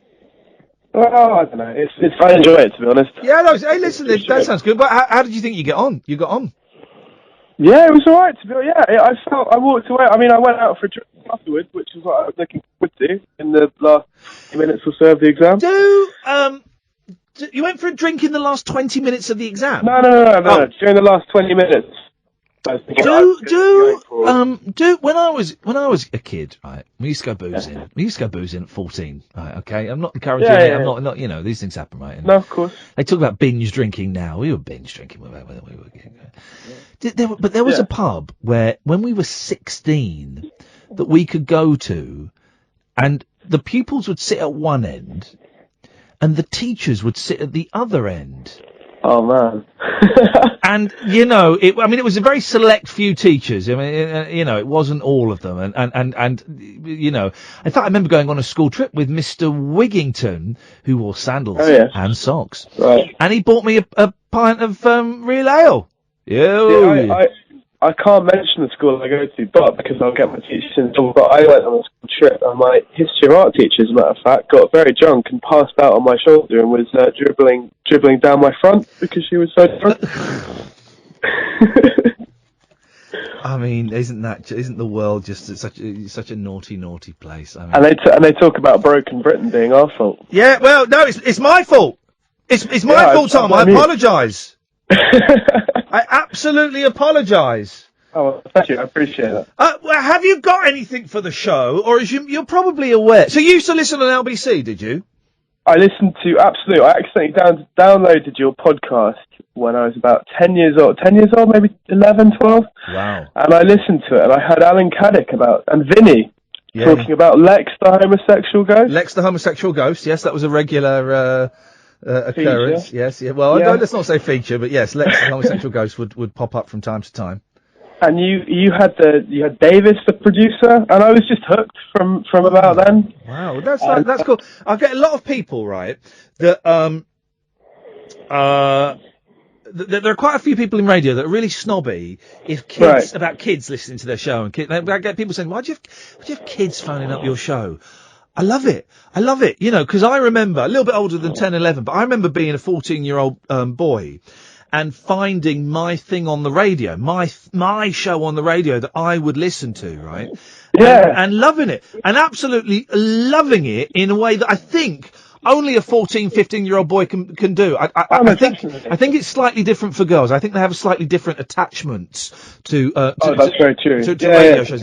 And so it thrills me to hear you say you downloaded my podcast by accident at the age of 10 or 11 and got it. It thrills me to think that there are 13, 14-year-old boys and girls listening in bed now with, I like to romantically think that they've got their iPhone, their headphones in their ears and they're listening when they should be going to sleep. Or they download the podcast. I think that's brilliant. Yeah, it's wonderful. Because it's also part of life that you don't, being sort of a kid these days, you're plugged into your iPad half the time or watching the telly and it's soundbite after soundbite, but actually plugging yourself into the radio and hearing, because your show is so sort of, and it has always been kind of unorthodox, I would say. I don't know if that's an insult, but like, no, I'll tell you, it's a great compliment. It's not the mainstream, and I love that because you get blasted by information 24/7 by BBC News and BBC News, but Sky News, whatever. Yeah. And you listen to your show, and it's sort of like, this is how it should be, just relaxing and sort of slowing time down, I guess. This is how I like it to be, and I'm glad there are other shows, because it means my show stands out as being something slightly different, and I like listening to other shows. I love listening to John Holmes, or a bit of Sam Delaney. I love listening to Nick Ferrari and James O'Brien. I like those kind of shows as well, but I'm really lucky, Tom. I had 3 or 4 years sort of in the wilderness, and that's not in any way disrespect to my listeners, but where I was in BBC Local Radio. But I'm glad I did it, because I learned so many new and different skills there, which mean that I think that this show, the talk radio show, is like light years ahead of anything I did on LBC or Absolute, just light years ahead of it. Yeah. And we're still warming up. Me and Catherine, we're still warming up. This isn't the finished product by a long way. Oh, it makes me so happy too, because it's evolving. I started listening. I remember listening to your. How long ago was it? A couple of weeks ago. Oh, hello. And I loved it. Well, listen, Tom, I'm going to let you go because the line's breaking up. I'm so pleased you called us. Call again, won't you, mate? I will do. Thank you very much for having me. Nice one, man. Thank you very much indeed. The line was going a little bit ropey-dopey there, so we moved on. But I love it. I remember Nana Rayburn. When I was at LBC, I did not get on with Nana at all. Partly because I called her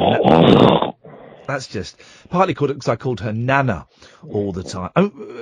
But she would refer to my show as a kids show. And coming up after mine, it's the kids show. And it used to really annoy me. There is a difference between childish and childlike. And, we had a childlike wonder, and I like to think this show kind of has a childlike wonder, about it. And it's nonsense, but none of this matters. We've established that, haven't we? We've established that quite some time ago. None of this matters. I'll tell you what we'll do. We'll take a break, and then we'll start the calls to air a little bit early. Should we do that? We did that yesterday, and that seemed to work quite nicely. Let's do that. All right, let's have a quick break, please, Josh. 0844 499 1000. Caddick is still on the line. That's you voted for him to stay, guys. This is your doing. We'll take calls straight to air. We normally do it at midnight, but I've just noticed yesterday and a couple of nights last week the calls sort of drying up a little bit. Round about now, it's funny. It's shifting. Up until about early last week, the calls would sort of stop at about 11:15. And then would kind of pick up again about 20 to 12, and that would carry us through to straight to air at 12, and then the last hour we would generally do all right with calls. And I've just noticed this week and a bit of last week, that's kind of shifted a little bit. So let's see what happens. So the way this works now, and we have lots of people watching us on Periscope. Hello, Periscopers. What is Periscope? Well, you can watch the TV show. I've been ignoring you during the break. Sorry, I've been doing stuff. I've been selling records during the breaks on the internet. That's actually true. So I said a really weird text there about Harry Styles being not being circumcised. That's a strange one to get. Thanks. So if Periscope, you can watch periscope.tv/Iain Lee. And if all my Periscopers could swipe and share, that would be wonderful. But so the way this part of the show works is you call in, and I can see someone's calling in now. I'll come to you in a second. And I put you straight to air. You won't speak to Josh, who's been taking calls, or Catherine, who's been taking calls. You'll speak straight to me, and this doesn't happen anywhere else on radio at the moment. I'll warn you, though, don't swear. Don't be libelous. There is a 14-second delay, so we can get rid of any... If you think you're going to... It's very tempting to phone up and drop the F-bomb or something. Oh, cup of tea, thank you. But don't, because it won't get broadcast, and we'll just cut you off, and you'll end up, with egg on your face. Are you coming in? Yeah, well, just about. I've got something's died in me. Not feeling great. Line 1, you're on the wireless. Hi, is this Brexit phone-in? No, we're not talking about it! Oh, sorry, man. Hip, hip, hip. Hip, hip, hip. We're not talking about it. Everyone else. This is really boring, isn't it? It's a bit stinky, isn't it? I'm not feeling very well. No, I can tell. Let me try this one. Line 2, you're on the wireless. Hello, Dr. Schmillips here. Hello, Dr. Schmillips. Oh, Dr. Schmillips. Yes, sir. Long time. Now, it's been a few weeks. Yes. Now, I was watching a hilarious video on the cable car, and it reminded me of myself and my wife when we went to Disneyland. Okay, I went for those of you, I went on the Emirates cable car, which goes from Docklands to the arse end of London. I don't even know where it went to, and God knows why anyone would want to go there. It's horrible. And then came back, and I periscoped it, and it was the most terrifying experience I have ever had. It's not someone's put it on YouTube. It's not safe for work. NSFW. It really isn't. Very sweary. It's like it was my impression of the Trogs tape, which I've still not burnt for you on CD. Can I do a little bit of impression of what you did in a sanitized version? Please do, yeah. Oh, pony, intercourse. Yeah, well, that's true. Translate.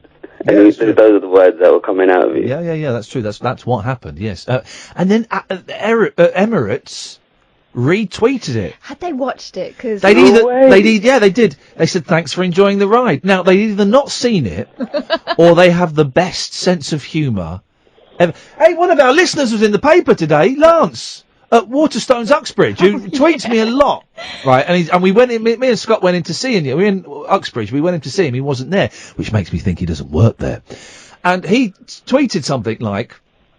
It's raining but warm. It's raining but warm. Everyone get your willies out. And come and see us. And He was in the middle of a Twitter storm. It's a Ferrari. He was on. It was on the Mirror online. I think it was on a few other websites.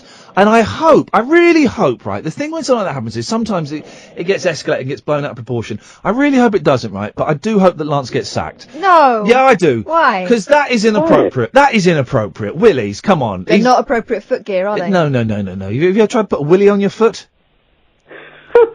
No, the reason I mentioned is I have had a similar episode, as I was saying in You had a willy on your foot? Well, it could have been in an air balloon. Yeah, you went on an air balloon, and yes. my wife was in fits of laughter while I was crouching down in the basket. Oh, yeah. Not looking down anywhere. You can ask her if you want to ask her. Is she there? Yeah. Well, I'll ask her. I've actually converted her into listening. I converted my sister, my nephew. All right, mate. Sounds like you sound like that fella who kept his daughter in his house for 30 years and ran a cult. You remember he got done recently, didn't he? Hello, Miss. Oh dear. No, Joseph Fritzl. No. This is Mrs. Schmillups. Okay. Hello, Mrs. Schmillups. Hi. Hello, Mrs. Schmillups. Hi. So what happened in a hot air balloon, you wicked woman? Okay, so it was a small trip. We just got married, and because we didn't have a honeymoon, so we decided to go for a short break to Paris. Yeah. And we went to Disneyland, and there was a massive hot air balloon. And I love, I just recently went paragliding. I love heights. Oh, God. And so I convinced my husband. I said, "Come on, let's go." We got onto the hot air balloon, and this guy is crouching on the floor, and he's really, really scared. I'm like, "What the hell are you doing?" I was laughing at him because I never knew he was scared of heights. How high did the basket come up to you on your body? You know what? You won't believe this. It was actually the rope was attached to the ground. It wasn't. How high was it, Terry? About 90 feet, 100 feet. About 100 feet. The balloon did not. It didn't even travel. That was the worst. Yeah, but thing. 100 feet is still. You can still fall out of a balloon that's tethered and die. How the basket that you were stood in? What part of your body did the basket come up to? Your stomach? Your neck? But then there was like a caging round it. Oh. There were children on there. Come on, there were children like that with 10 years old on there, and here's a grown-ass man like frightened. I'm on his side. I know, I saw your video. He made me watch it last night. Oh well, I apologise for the bad language. I mean that was inappropriate, but I was in a bad mood anyway. I'm totally on his side. I mean those hot air balloons. I just oh god, what is the point of that? They don't look beautiful. They look horrendous. And they, come on, you miserable swine. What? They're beautiful, serene, bobbing along in the blue, looking over the houses. Among the skies. And you can feel like, you're inconsequential. All it takes is some kid with a pellet gun or a strong catapult gets a strong catapult. Ding, The Beano is not a terrorist manual. Oh. Mrs. Schmillups. That was Alan, sorry. Okay, thank you. I'm going to go now. Thank you very much. No, don't worry, I'm going to cut you off. He's slipping into REM. Which one? Wow. One member of REM left, didn't they? Which one was it? Was it the one that had the brain tumour? Can't remember. There was Stipe, who's now looks like what David Letterman looks like now. Beardy. Mills. Buck. Peter Buck. Yes. It was the drummer. And that was when they started getting noisy, when the drummer left. There's the irony. They got noisy when the drummer left. And I don't remember his name. Oh, well, that's a shame. Yes, line one. All right, Ian. It's Joke here. Ian. Yes? I'm the brother of Luke, what normally calls in Ian. Ian, I've done a drawing for you, like. Okay, but not another one, because you didn't do the first one. No, that's right. Yes. No, I made a little slip there, Ian. Yes, that's okay. Because I'm Joke. I'm definitely not Luke. Okay, Jake, yes. It's of Ullen Caddick's Willie, like, Ian. Okay, well, I'm sure that didn't take long to draw. Line 2, you're on the wireless.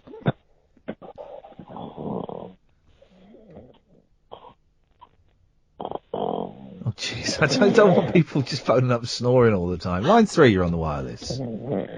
Lady Caddick here. Hello. You said that with real contempt. Yes. Offering to play. Don't clip this. Oh. What? Oh. Offering to play with Caddick's Willie. He knew you were going to say that. That's why he started to rouse himself. Alan? Say it again. Say, hello, Alan Caddick. Right, and Josh, No, you're gonna clip it. No. We wouldn't do that. No, can you just say, Alan Caddick, this is Anna, and I want to play with your Willie. What? What? You know what to say. Come on. Alan Caddick, this is Lady Caddick. I'd like to play with your Willie. Well, unfortunately that's not worked, but luckily I've got a new ringtone now, so thanks very much indeed. We'll clip that, thank you, send that over. Line 2, you're on the wireless.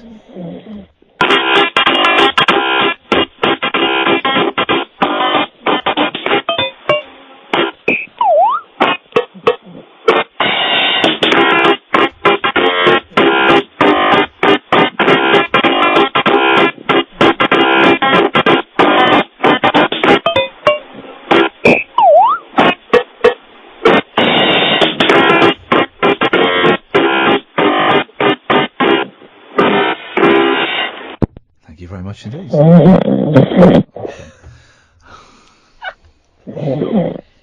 Gosh, you can tell he's single. He would have had an elbow to the ribs and a kick in the crack from me by now. 08444991000 is the telephone number. If you want to give us a call, we'll take calls straight to air for the rest of the show. This show tonight feels like hard work tonight. Oh jeez, and that's the volume really low as well. He's just tonight feels like hard work. It doesn't sound like tonight. hard work. The podcast's an absolute belter. Okay, well that's good. I'm really tired tonight, and I came in bursting full of energy.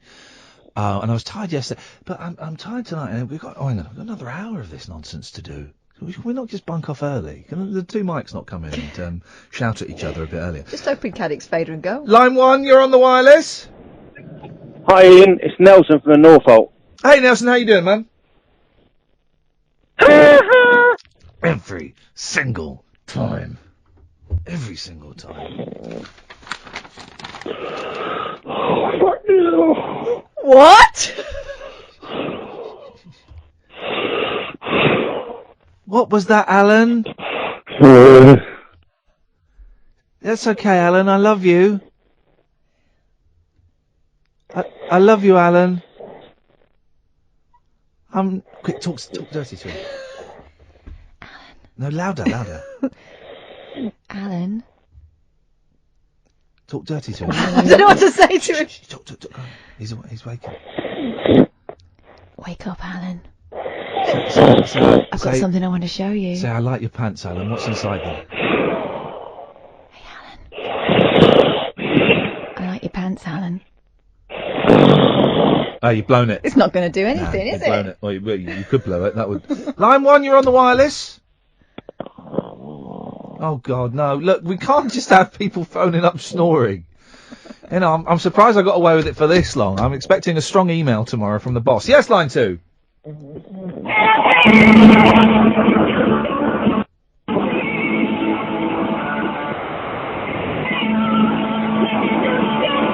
I can't hear what. Sorry, man, I can't hear what that is. The quality. It's Anna Friel. Anna Friel. Anna Friel. Oh. There we go. Alan.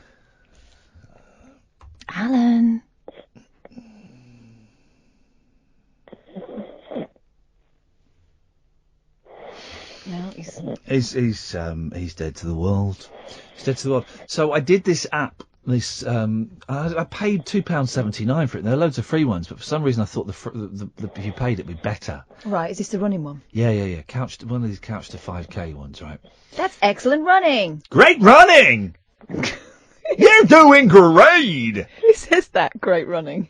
That's what I say to my kids. Nearly finished with your great running. The thing is as well, 2.63 kilometres I ran. That's great running. The thing is, right, as well, as I'm aware how ridiculous I look when I'm running. Have you seen everyone else running? Yeah, they look cool. Right, no, they don't. The It's moment- always what is it? It's always why are there so many like hot women in like black lycra leggings and gym tops and trainers jogging all the time these days? Because gym tops and leggings are more available than they've ever been. If you look in the playground when I go and drop the kids off every morning, you'd think everyone was off Well, to I'm yoga. not going to do that. That would be weird. Well, yeah, exactly. But you'd think all the mums are off to yoga. They're not. It's just posh leggings. It's posh pyjamas. Line 1. Yes, hello? Well, that's just someone blowing off. I'm not accepting that as,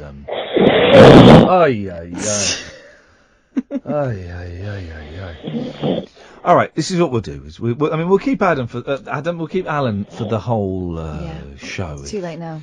If necessary. This could be a world record. In fact, can we phone up the Guinness Book of Records and find out what the world record is for having a fat, unemployed man snoring on a phone-in show is?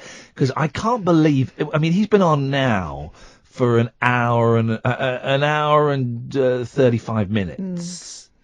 That's... Alan? Alan? No, not a chance. Alan. That's got to be very, very close to a world record. Dear listener, this is Talk Radio. I am Iain Lee. We'll take more calls straight to air after this. Talk Radio. Okay, dear listener, the last hour of the show approaching. I think we've done pretty well to make this a Brexit-free zone. Let's continue. We'll look at the papers, although there ain't a lot in there, and we'll carry on this nonsense. Don't call just yet. I'll tell you when to call. Here's the news. Late night, Iain Lee on Talk Radio. We have ways of making you talk. I keep forgetting to find a Frank Sidebottom song to play at the top of the thing. I haven't got my Frank Sidebottom songs with me on my computer, unfortunately. So, and I've got a really good one we can end on, a really nice one to end on, like a genuinely brilliant pop song. But is your mic on? Josh, don't forget, Catherine, thank you. 0844, this is Iain Lee, this is Talk Radio. Catherine is here as well. Yeah, I am. 0844 499 1000 is the telephone number if you want to give us a call. You're more than welcome to. We take calls straight to air. We can talk about anything you want, except for, and I don't do this very often, okay? I don't ban topics or talking points. I am banning all talk of the EU referendum. Because I'm just sick to the back teeth of it. And I've never been in. I'm boring. And so all talk of that is gone. There are other stations. You know that LBC will be doing it now, and they'll be doing it right through till midnight on Wednesday, Thursday morning when they have to stop talking about it, and they'll be doing it on the drive home. Aye, boring. So we don't do it very often, but we're banning that topic. Everything else goes. 0844 499 1000. Line 1, you're on the wireless. Hip, hip, hip. Hip, hip, hip. You're very quiet. Oh, sorry, it's my dodgy headphones. Is that better? No, you're very loud. Yes, thank you. Yes. Yes, it was just offer my services to maybe coax Mr. Caddick out of his slumber. Well, if you do, you win a book. So away you go. What technique are you going to employ? Well, I thought I'd go from a mix of... I'm often normally called upon to either wake up my toddler daughter or try and wake up my pregnant missus and get up off the sofa and off to bed. So I'm going to try and a bit of a kind of a gentle coaxing. All right, yeah, away you go. We'll leave you to it. Alan. It's morning time. You've got a busy day, you need to be up and about. What have you dreamed about, Alan? Tell me about your dreams. Oh, Alan, it's a big day. There's a lady here, she wants to do things to your gentleman's area. It's not, do you say that to your missus when she's pregnant? Well, no, obviously I'm catering for the specific occasion. You're freestyling, Yeah, okay. you certainly wouldn't say that to a child. I like either. that. It's not worked. If anything, he's gone deeper. But you've got a dodgy connection again. I'm going to cut you off before you fix it and send us both deaf. But a good effort. Yeah. But unfortunately, not good enough. Line 2, you're on the wireless. Hello. We can't hear you. Oh, flipping heck! Is that there? Oh, right. Hang on a minute. Right, Josh, come on the microphone. Hang on a minute. Josh, tell us what just happened there, because that has to stop because it keeps sending us desk is deaf. having a bit of a moment. All right. Well, we've got to stop because that is sending us both deaf. How do we fix this moment? Okay, faders are down. Flipping heck. Jeez, my ears. Twice. Hit it with a hammer. Kath, you go and help. See if you can sort out what's going on. But we'll put the calls on hold for a second while we sort that. We can't have that. We can't have the tinnitus made even worse. 0844 499 1000 is the telephone number if you want to give us a call. Just hold off for a second while we try and work out what's going on. Anyway, so this app. Oh, is it working? Okay, you can try calling in now, because we think we fixed it. 0844 499 1000. But yeah, I look stupid running, but I did it, and actually, I ran less than I ran the other day. And here's the thing, I'm freestyling a little bit by putting squats in. You know squats? Yeah. Not squat thrusts, squats. Right. Where you stand with your legs apart, feet facing forward, and you go down. Mm-hmm. That. How often are you doing that? Well, I did like 20. Right. So you're running? Yeah. For a minute? Yeah. Walking for a minute? Yeah, minute and a half you walk for. And then you're doing that? I did the squats at the end today. All right, yeah. Did the squats at the end. And I did them the other day before I went to bed, right? I couldn't walk the next morning. Well, that shows you're doing yourself some either good or damage. I'm doing good or a mischief. Line 2, let's try you now. Hi there, Ian. Sorry about that. Did I just deafen you with Frank Sidebottom? It wasn't you. It was a technical error at our end. But if my tinnitus is any worse, then yes, I will be. My legal team will be contacting I'll cut it out now. Then it was just the Monopoly song. I'm not sure if you heard it. Oh no, we didn't. Play it again because we played that. I was playing that to Kath before we came on, and it's a cracker. Go on. Do you want me to play it down the phone? You can just find it on YouTube, I guess. Oh, flipping good. All right, we will do. Hang on. Did you play my request for tonight? The Monopoly song. All right, we'll play that. Thank you, caller. Here we go. We'll have that. Let's. Here we go. This is good. This is him doing the test card. Now, because it's getting later in the middle of the night, so let's have a bit of fantastic bossa nova type music.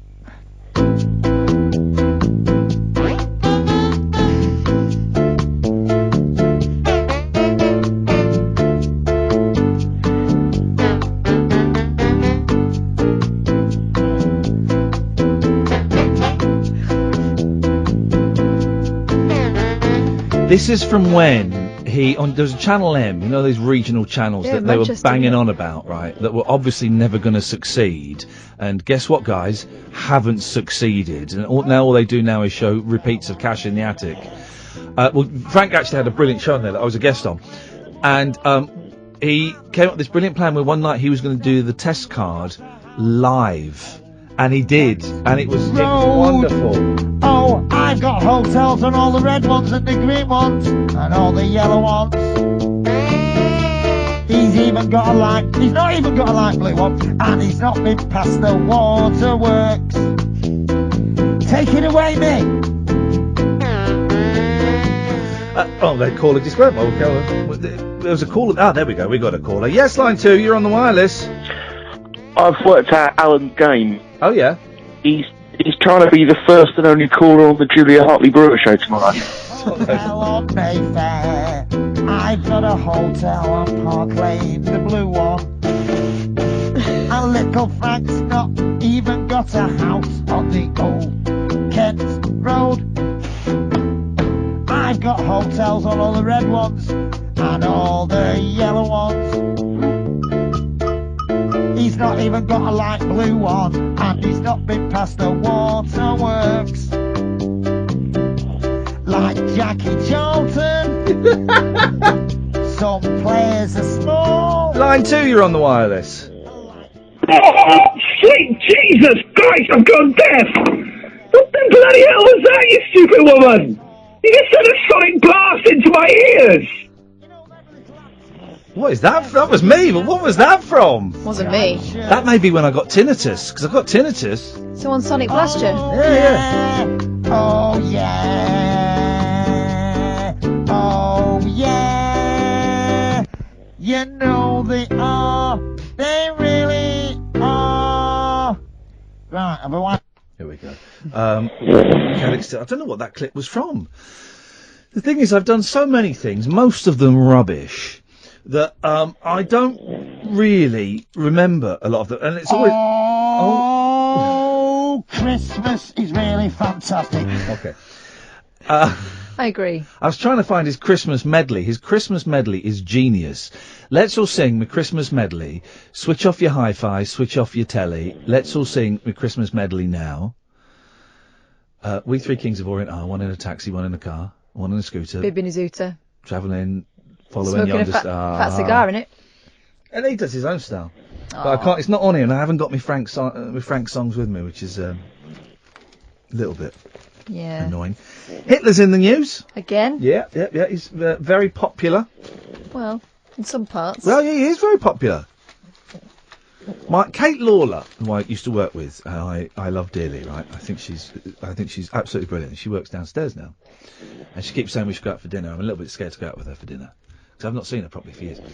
When we presented a television show called Rise, right, and I kind of had to watch over her a bit, and I would reel her in. If she was, because she had never presented a TV show, she just won Big Brother. So Yeah. This was the first kind of gig outside of that.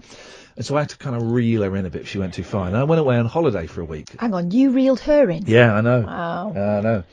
And I went away on holiday for a week. And when I came back, there had been a big furore. Because she had said... Oh.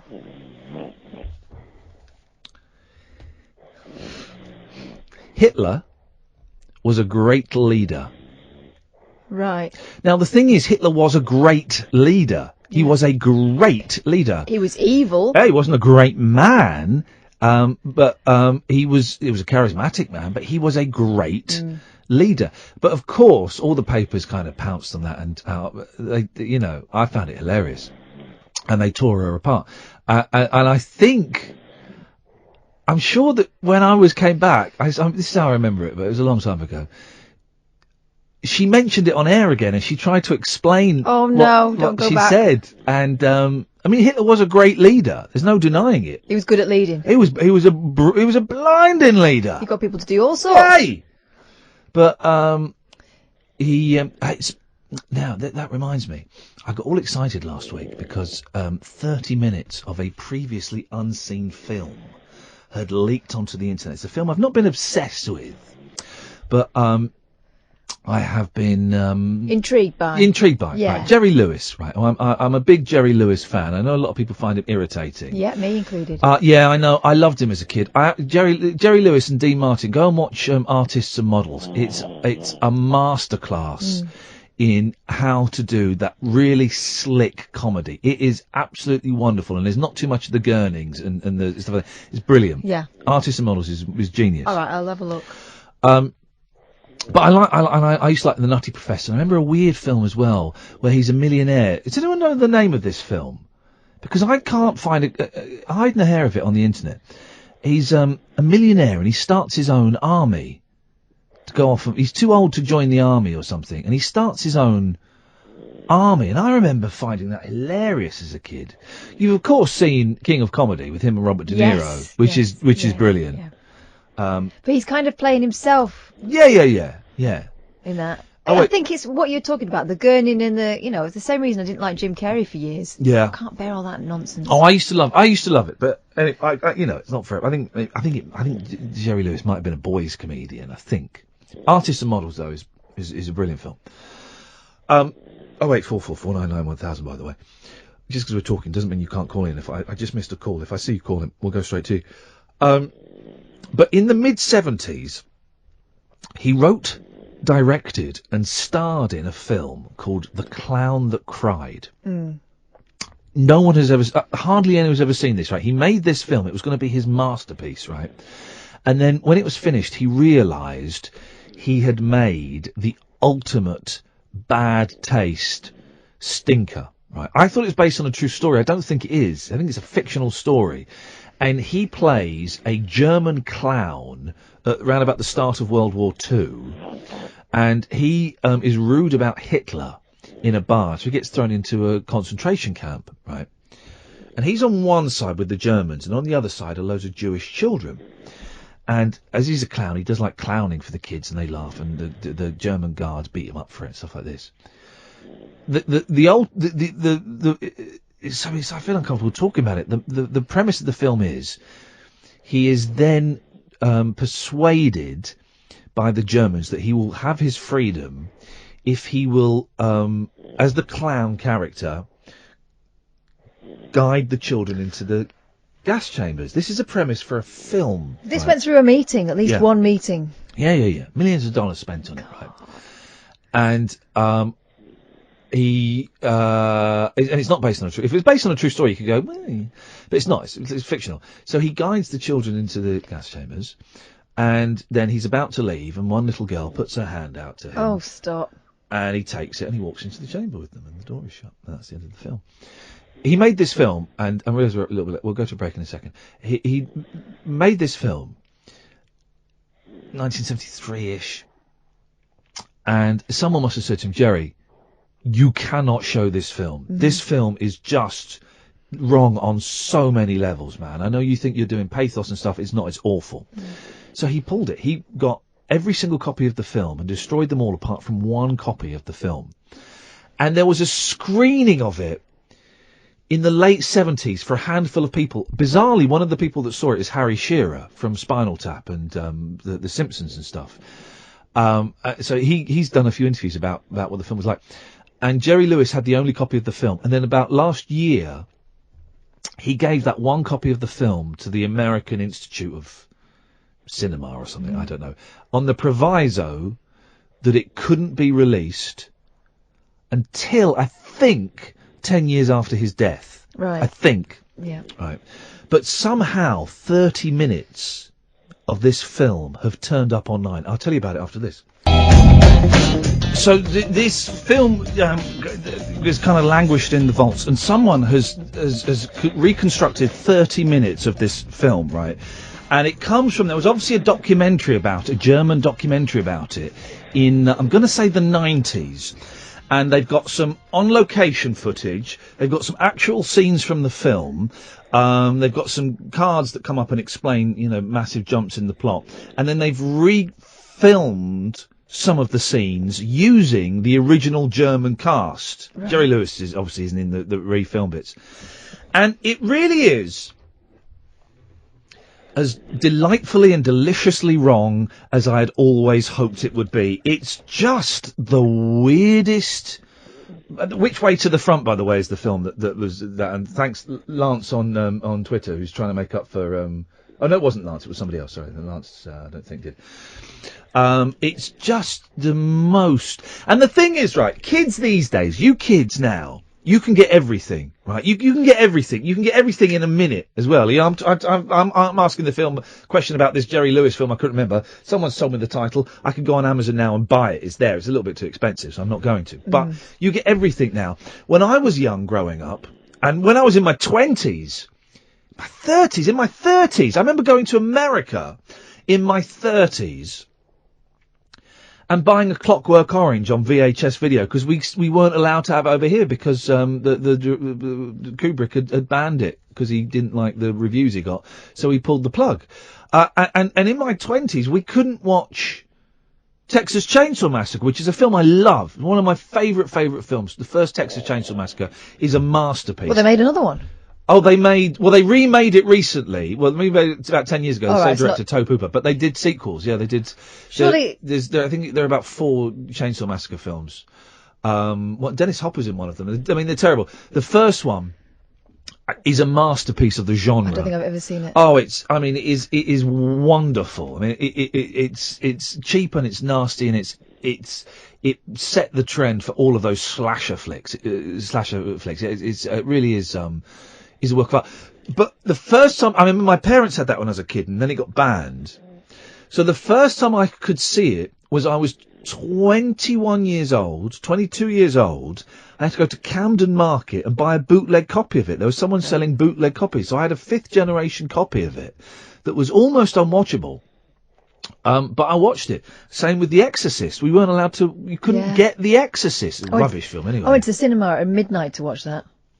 Everyone was laughing. Yeah. My parents told me the horror of, seeing it back when they were kids. Yeah. And being terrified for days, Yeah. And we all went and we were laughing because we were a more callous generation. I guess we'd see more stuff. We'd see more stuff by that point. We were less. It's less easy to shock.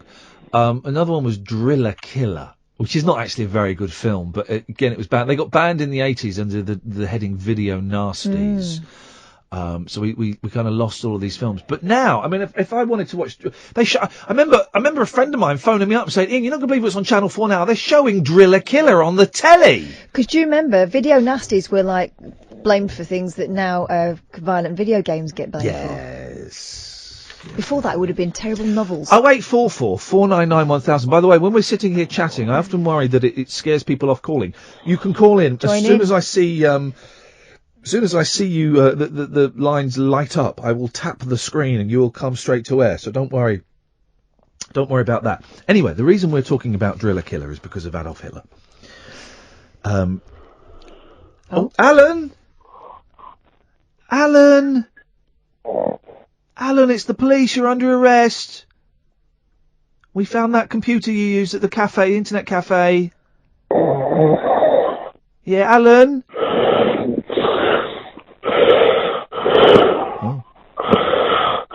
What is that now? That's...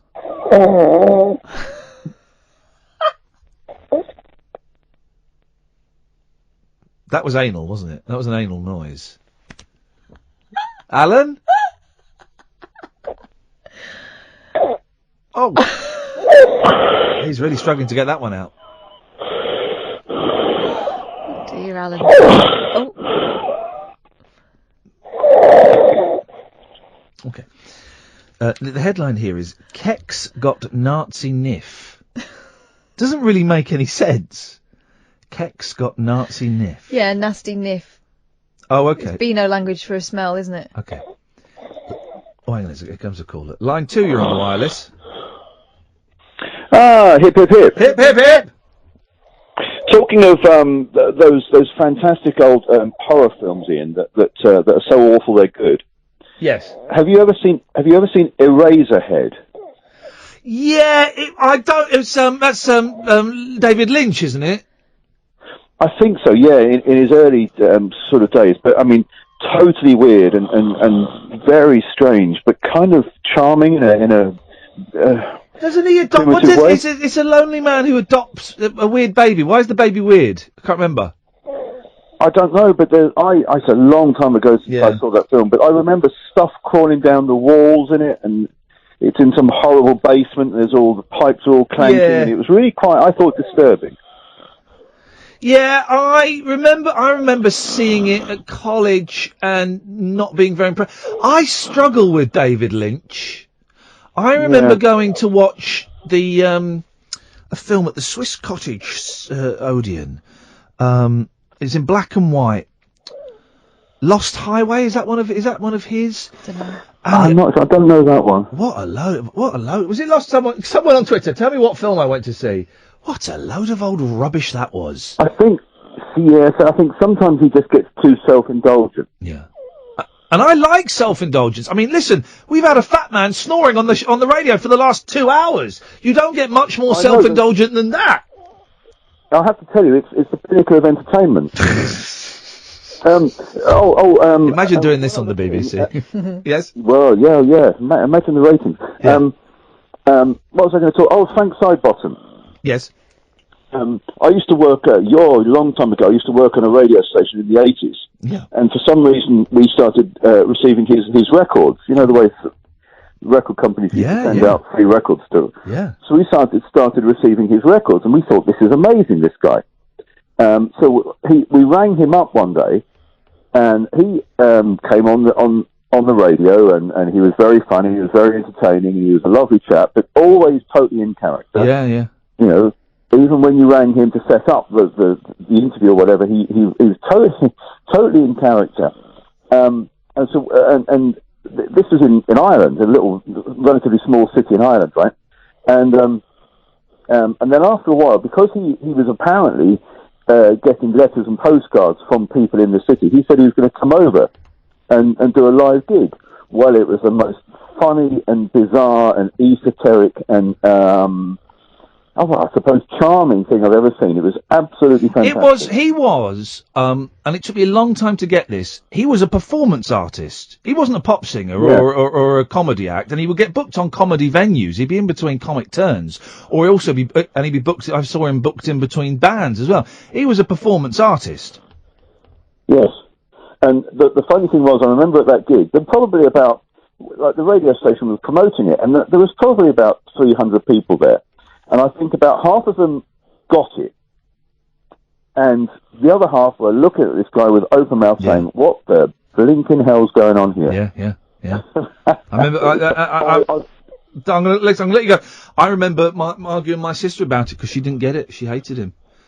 Didn't get it at all. I think she gets him now. Blue Velvet is a good film. That's a David Lynch film.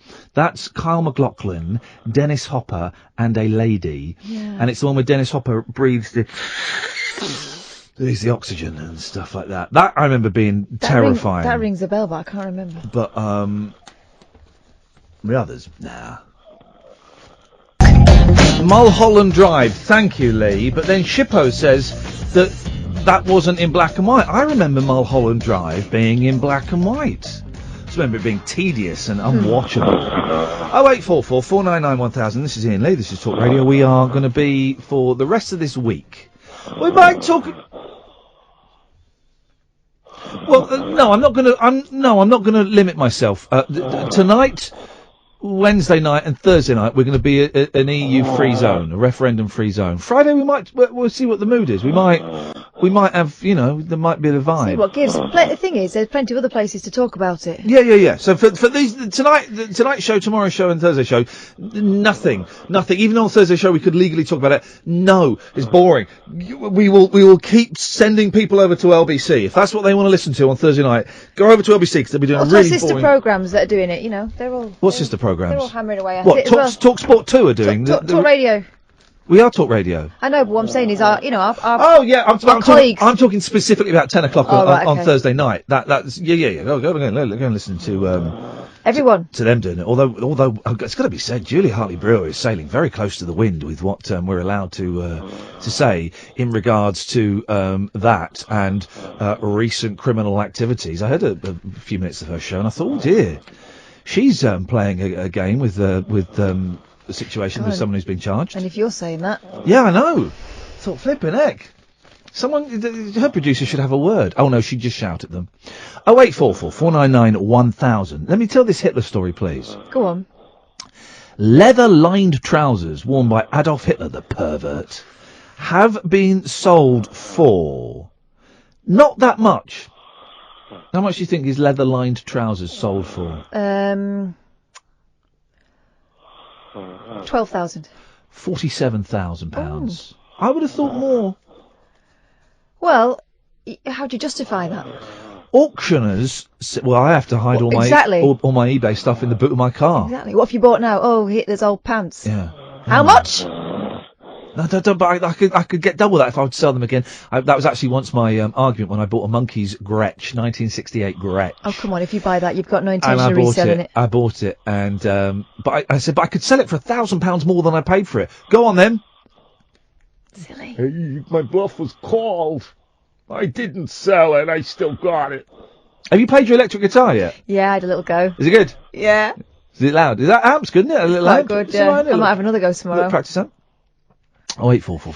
By the way, when we're sat here chatting, I am aware that it sometimes puts people off from calling in. Call in, and you can still phone in and do noises and play songs down the phone or any of that rubbish, or join in with the conversation.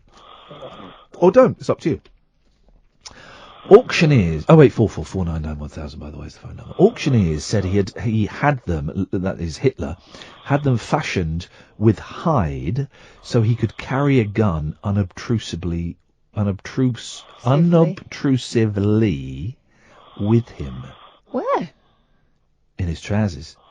A cyanide container used by his henchman, Hermann Göring. Of course, because of him, Hermann the German. This is Hermann the German. Also because Hermann rhymes with German, but he was the first of many. A cyanide container, this is an interesting turn of phrase, used by his henchman Hermann Göring to cheat the noose in 1946. Wow. Tonight we're playing Cheat the Noose with Hermann Göring. Hermann, how are you going to cheat the noose? With cyanide. There's the cyanide. There's the cyanide pills. Fetched £20,000. They buy all sorts, don't they? Göring's silk undies went for £2,300. I bet they were stained. I've had offers for mine. Nothing reaching £2,000 though. No, I just can't afford it. The collection belongs to an American medical officer at the Nuremberg war crimes trials.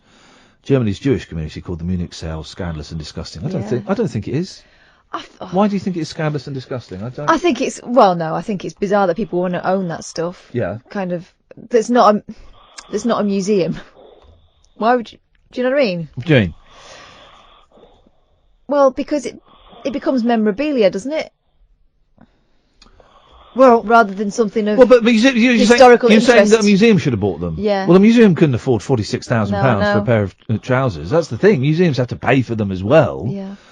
I remember we had everyone was getting their knickers in a twist at the BBC because there was a guy at Milton Keynes Market that was selling Nazi memorabilia, and he came in, and I was supposed to destroy him, and I couldn't see the problem with it. Really, I couldn't see the problem with it. It's a thing. People like to collect that kind of stuff. It doesn't mean that they're a bad person. It doesn't mean they want to kill Jews or gypsies or it doesn't mean they support. I mean, they might support Hitler's fascist ideals, but it doesn't necessarily mean that. It was a fascinating point in world history. The other thing is that there's a whole generation of people who were brought up playing Tommies and Germans. They used to play the war, people my dad's age that's the sort of that cowboys and Indians and all that stuff. Yep. So, they've got an interest in it from a historical point of view. Line 1, you're on the wireless. Lady Caddick back. Yep. Is he still there? Yeah, he's still there, yeah. Yep. You try again? Caddick. I think we've lost him now. There was a chance he came to the surface a bit. He's gone way back down. We're not going to hear anything from him now until tomorrow, I think. Sorry, Lady Caddick. Looks like you're going to have to sleep alone. Well, I was going to ask, is there room for two? But well, I'm sure we could sort something out. That's an image, isn't it? That's an image, if ever there was one. Poor old Caddick. But I can understand. Hiddleston, you make me want to puke. I don't get Hiddleston either. He's just a fella. Taylor Swift could do so much better than him. And you know what? She will. Come on. Let's look at the stats. It's just, I'm here. Line It'll 1. Be your turn soon. Yes. Line 1. Don't be rude about Taylor. I'm just saying. No, don't say that about Taylor Swift. Actually, that's out of order. She's not a girlfriend yet. You're implying that she's a slag. I'm not. I'm just saying. Yes, you are. I'm not. It'll be your turn soon. I'm just saying. Oh, stick it. Yes, line 1. Oh, it's another bloody snorer. Don't phone up and snore. It might be my turn. Line 2, you're on the wireless. Good morning, Ian. Oh! That capsule that they got for Himmler, not Himmler, sorry. What? Göring. Yeah, Hermann Göring's cyanide capsule. Yeah, but that's a second-hand one because the one he had was in his teeth. No. And he crunched. Was it? And it killed him. So the one they gave must have been a second or third issue. Oh dear. Well, it got £20,000. Well, some idiot would be doing that, wouldn't I they? don't see a problem with people buying Nazi memorabilia, do you, Dennis? Oh, First World War stuff, steel helmets and things like that from the First The World War. steel helmet. Who was it? The German? Was it the Hun that wore the steel helmets with the spike on the Yeah, top? like the Kaiser Wilhelm. They're brilliant. Yeah, those helmets. Weren't steel helmets. They were made of boiled leather. Most of it. Boiled shaped. leather. Yeah. And I tell you what, I tried them on my great-grandsons. I could barely fit them, so the Germans must have had their heads in pencil sharpeners. Yeah. Do you like a leathery helmet? No, we couldn't get him on. No. But the steel ones are the finest helmets in the world. Yeah. The German steel helmet from the First World War was the best helmet going. Best. They never topped that helmet. They were thicker than our tin things. So do you like a thick helmet or a leathery helmet? No, I like the steel one. Yeah. You like to steal one. Okay. All right. How's everything going, Dennis? You all right? Oh yes, we're getting by slowly but surely, like everything else, you know. Yeah. I'm waiting to vote. I'm going over there and tear the bloody place apart. Okay. Well, okay. That's that. Am I allowed to take kids into the voting? Because I'll have the kids on Thursday. Yeah. You can park them outside, can't you? No, they'll want to come in the booth. They won't be allowed in the booth. No, I will shouldn't they? think so. We don't have curtains in ours. Don't you? No. What, you've got like a Partition. division. Yeah. It's like a urinal. I can only imagine what that's like. Okay. 0844 499 1000. On Talk Radio. We have ways of making you talk. 0844 499 1000 is the telephone number. This is a nice headline. I get this one. I like it. I like it when I get the. Andrew says, Ian, you've just done a show that juxtaposes band videos, Nazi helmets, and a homage to Andy Warhol's Sleep with Caddick. Very unique, yes? Although, you can't have degrees of uniqueness. It's either unique or not. You can't be very unique. Nice try, Andrew. Nice try. Bad intent. So what do you think the story is there? Bad intent. Someone doing something on a camping trip that they shouldn't. Kind of. Go on. 3 burglars were caught when a tracking app on a stolen iPhone pinpointed them to a tent in UK, Cornwall. Now, I hate tents. Hippie burglars. I hate tents. I've got no time for them whatsoever. We went glamping last year, and that was all right because it was in a hut. We camped in the back garden last summer. Oh, the boys did that over Easter. I refused to get in the tent. No, it's nice. No, it's horrible. Slept really well, fresh air and all that. No. And you could go to the toilet in your own toilet. Well, or in the garden. No. And there was a leak in the tent. So I was having none of that. I don't like tents. I never have. I think the horrible claustrophobic things. Yeah. Very uncomfortable. Very sweaty in a tent. That tent last summer was the first tent I've been in since I did the Duke of Edinburgh's award, right? And I had not been in a tent ever since because it was horrible. We hadn't changed our clothes for 5 days. We all stank. It was horrible. It was wet. You were packing it up damp. Oh no. Camping's not fun, is it? No, camping is no fun whatsoever. I mean, it's just a vile. But I do the camping in the back garden, like for one night. That's me. What? One night. One night in canvas. If I had to, I would do it one night. But beyond that, and certainly would never use campsite toilet facilities. I mean, spiders, urine in the showers, feces in the showers. Which is some of it's not yours. Exactly, it's not. When we went to Japan last. Hotels are really expensive in Tokyo, so we stayed in on the way back, the last night in Tokyo, we stayed in a nice hotel for one night, just we had a nice bed. But we stayed in a really tiny hotel room where only one person could be up at a time, right? And the thing is, I always think, you just want the hotel for the bed, because and bed and have a wash. Doesn't matter, you're not going to be in the room. Yeah, you're not going that far away to stay in the hotel room.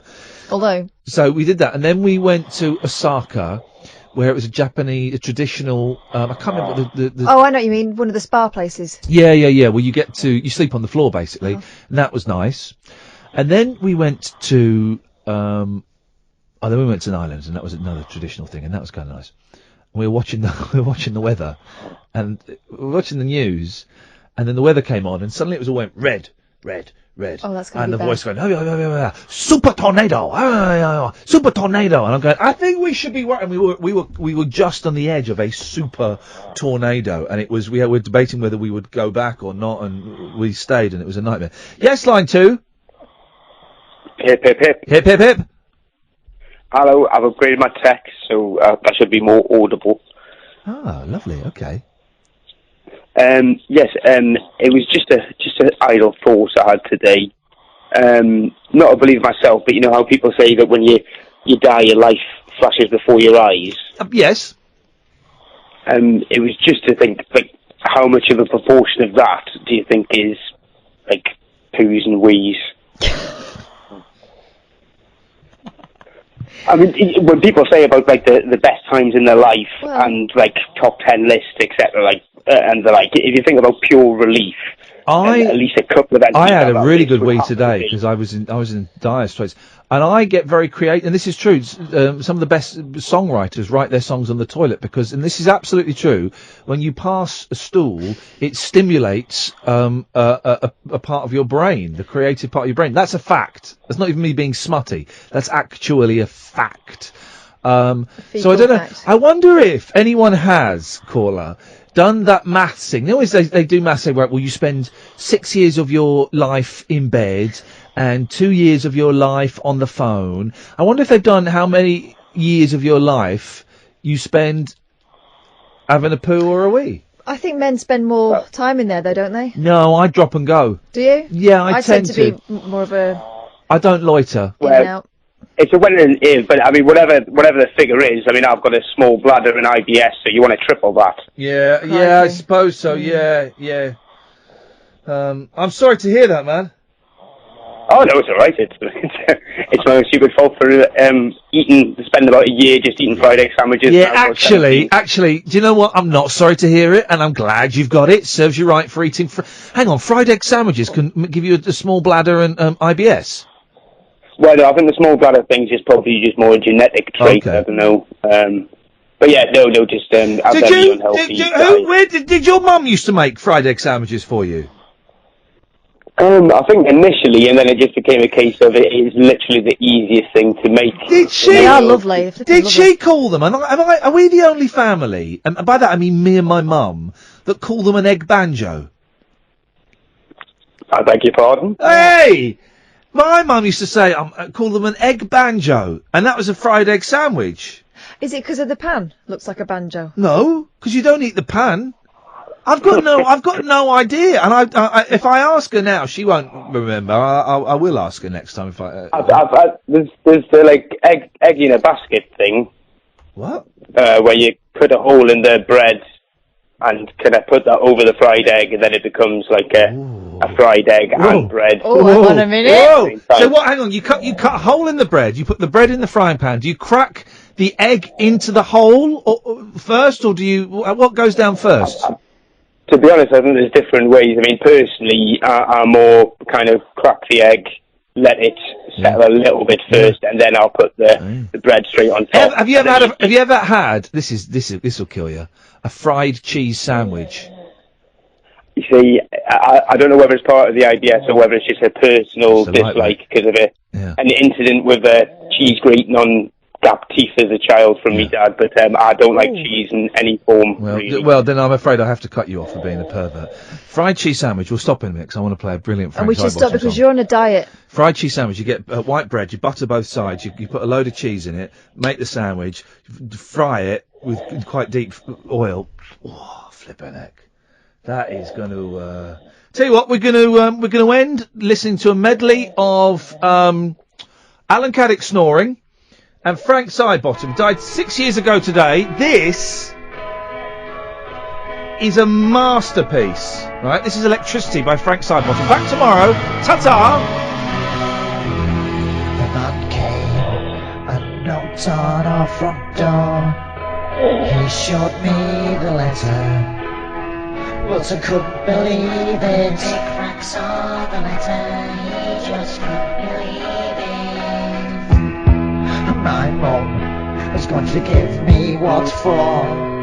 But I tried so hard, so very hard, to get the grid removed. But when your look is out and the lid's too heavy, whatever you may have dropped down, it is gone for good. I remember thinking I should inform no one now, so I set off to George Street to get the matter sorted. But the window display lights seem to shine brighter than before, and like a great big bang it sucks me in from the top price as to the bargain bin. I window shut, but from within is being skinned. Such a sin.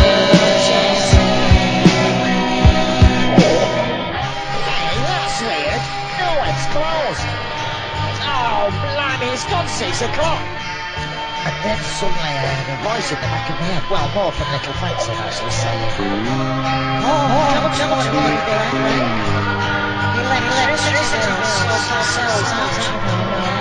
oh, do they now? But all bills never die.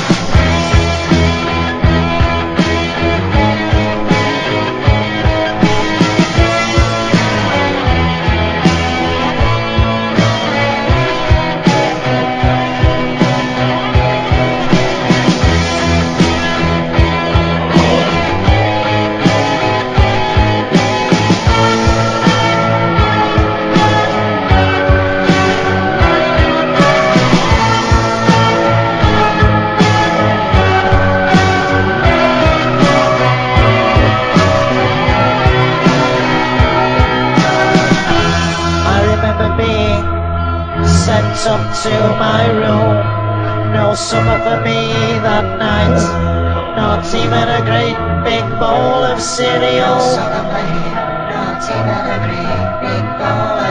But food was the last thing on my mind as the ball in the kitchen sunk in, and as the lights went off and the room went dark. This was Thursday night, and my favourite TV programs were about to start, including Neighbours with Gary Rose, and the thought of missing Star Trek broke me up and tore me apart. Some of the thoughts and tomorrow's work, I just threw myself out of my bedroom window.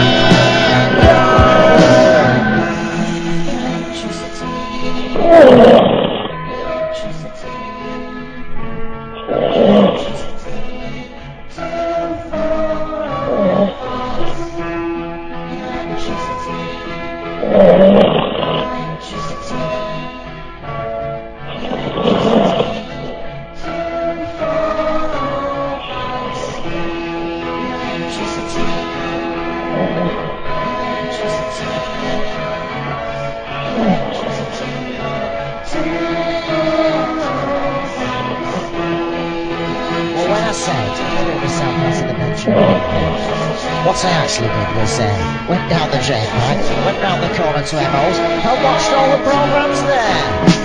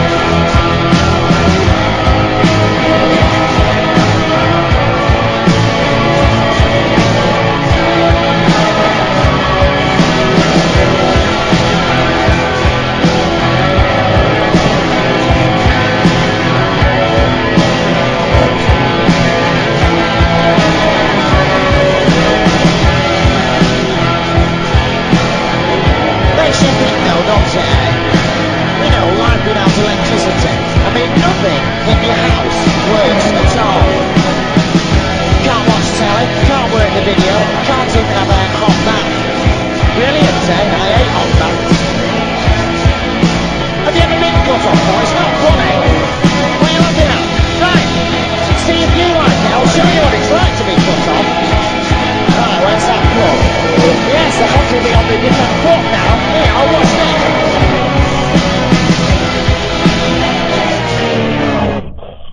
That amuses you, does it? Talk Radio, the 21st century dream team of dialogue, debate and discourse. Talk Radio. Give it some lip.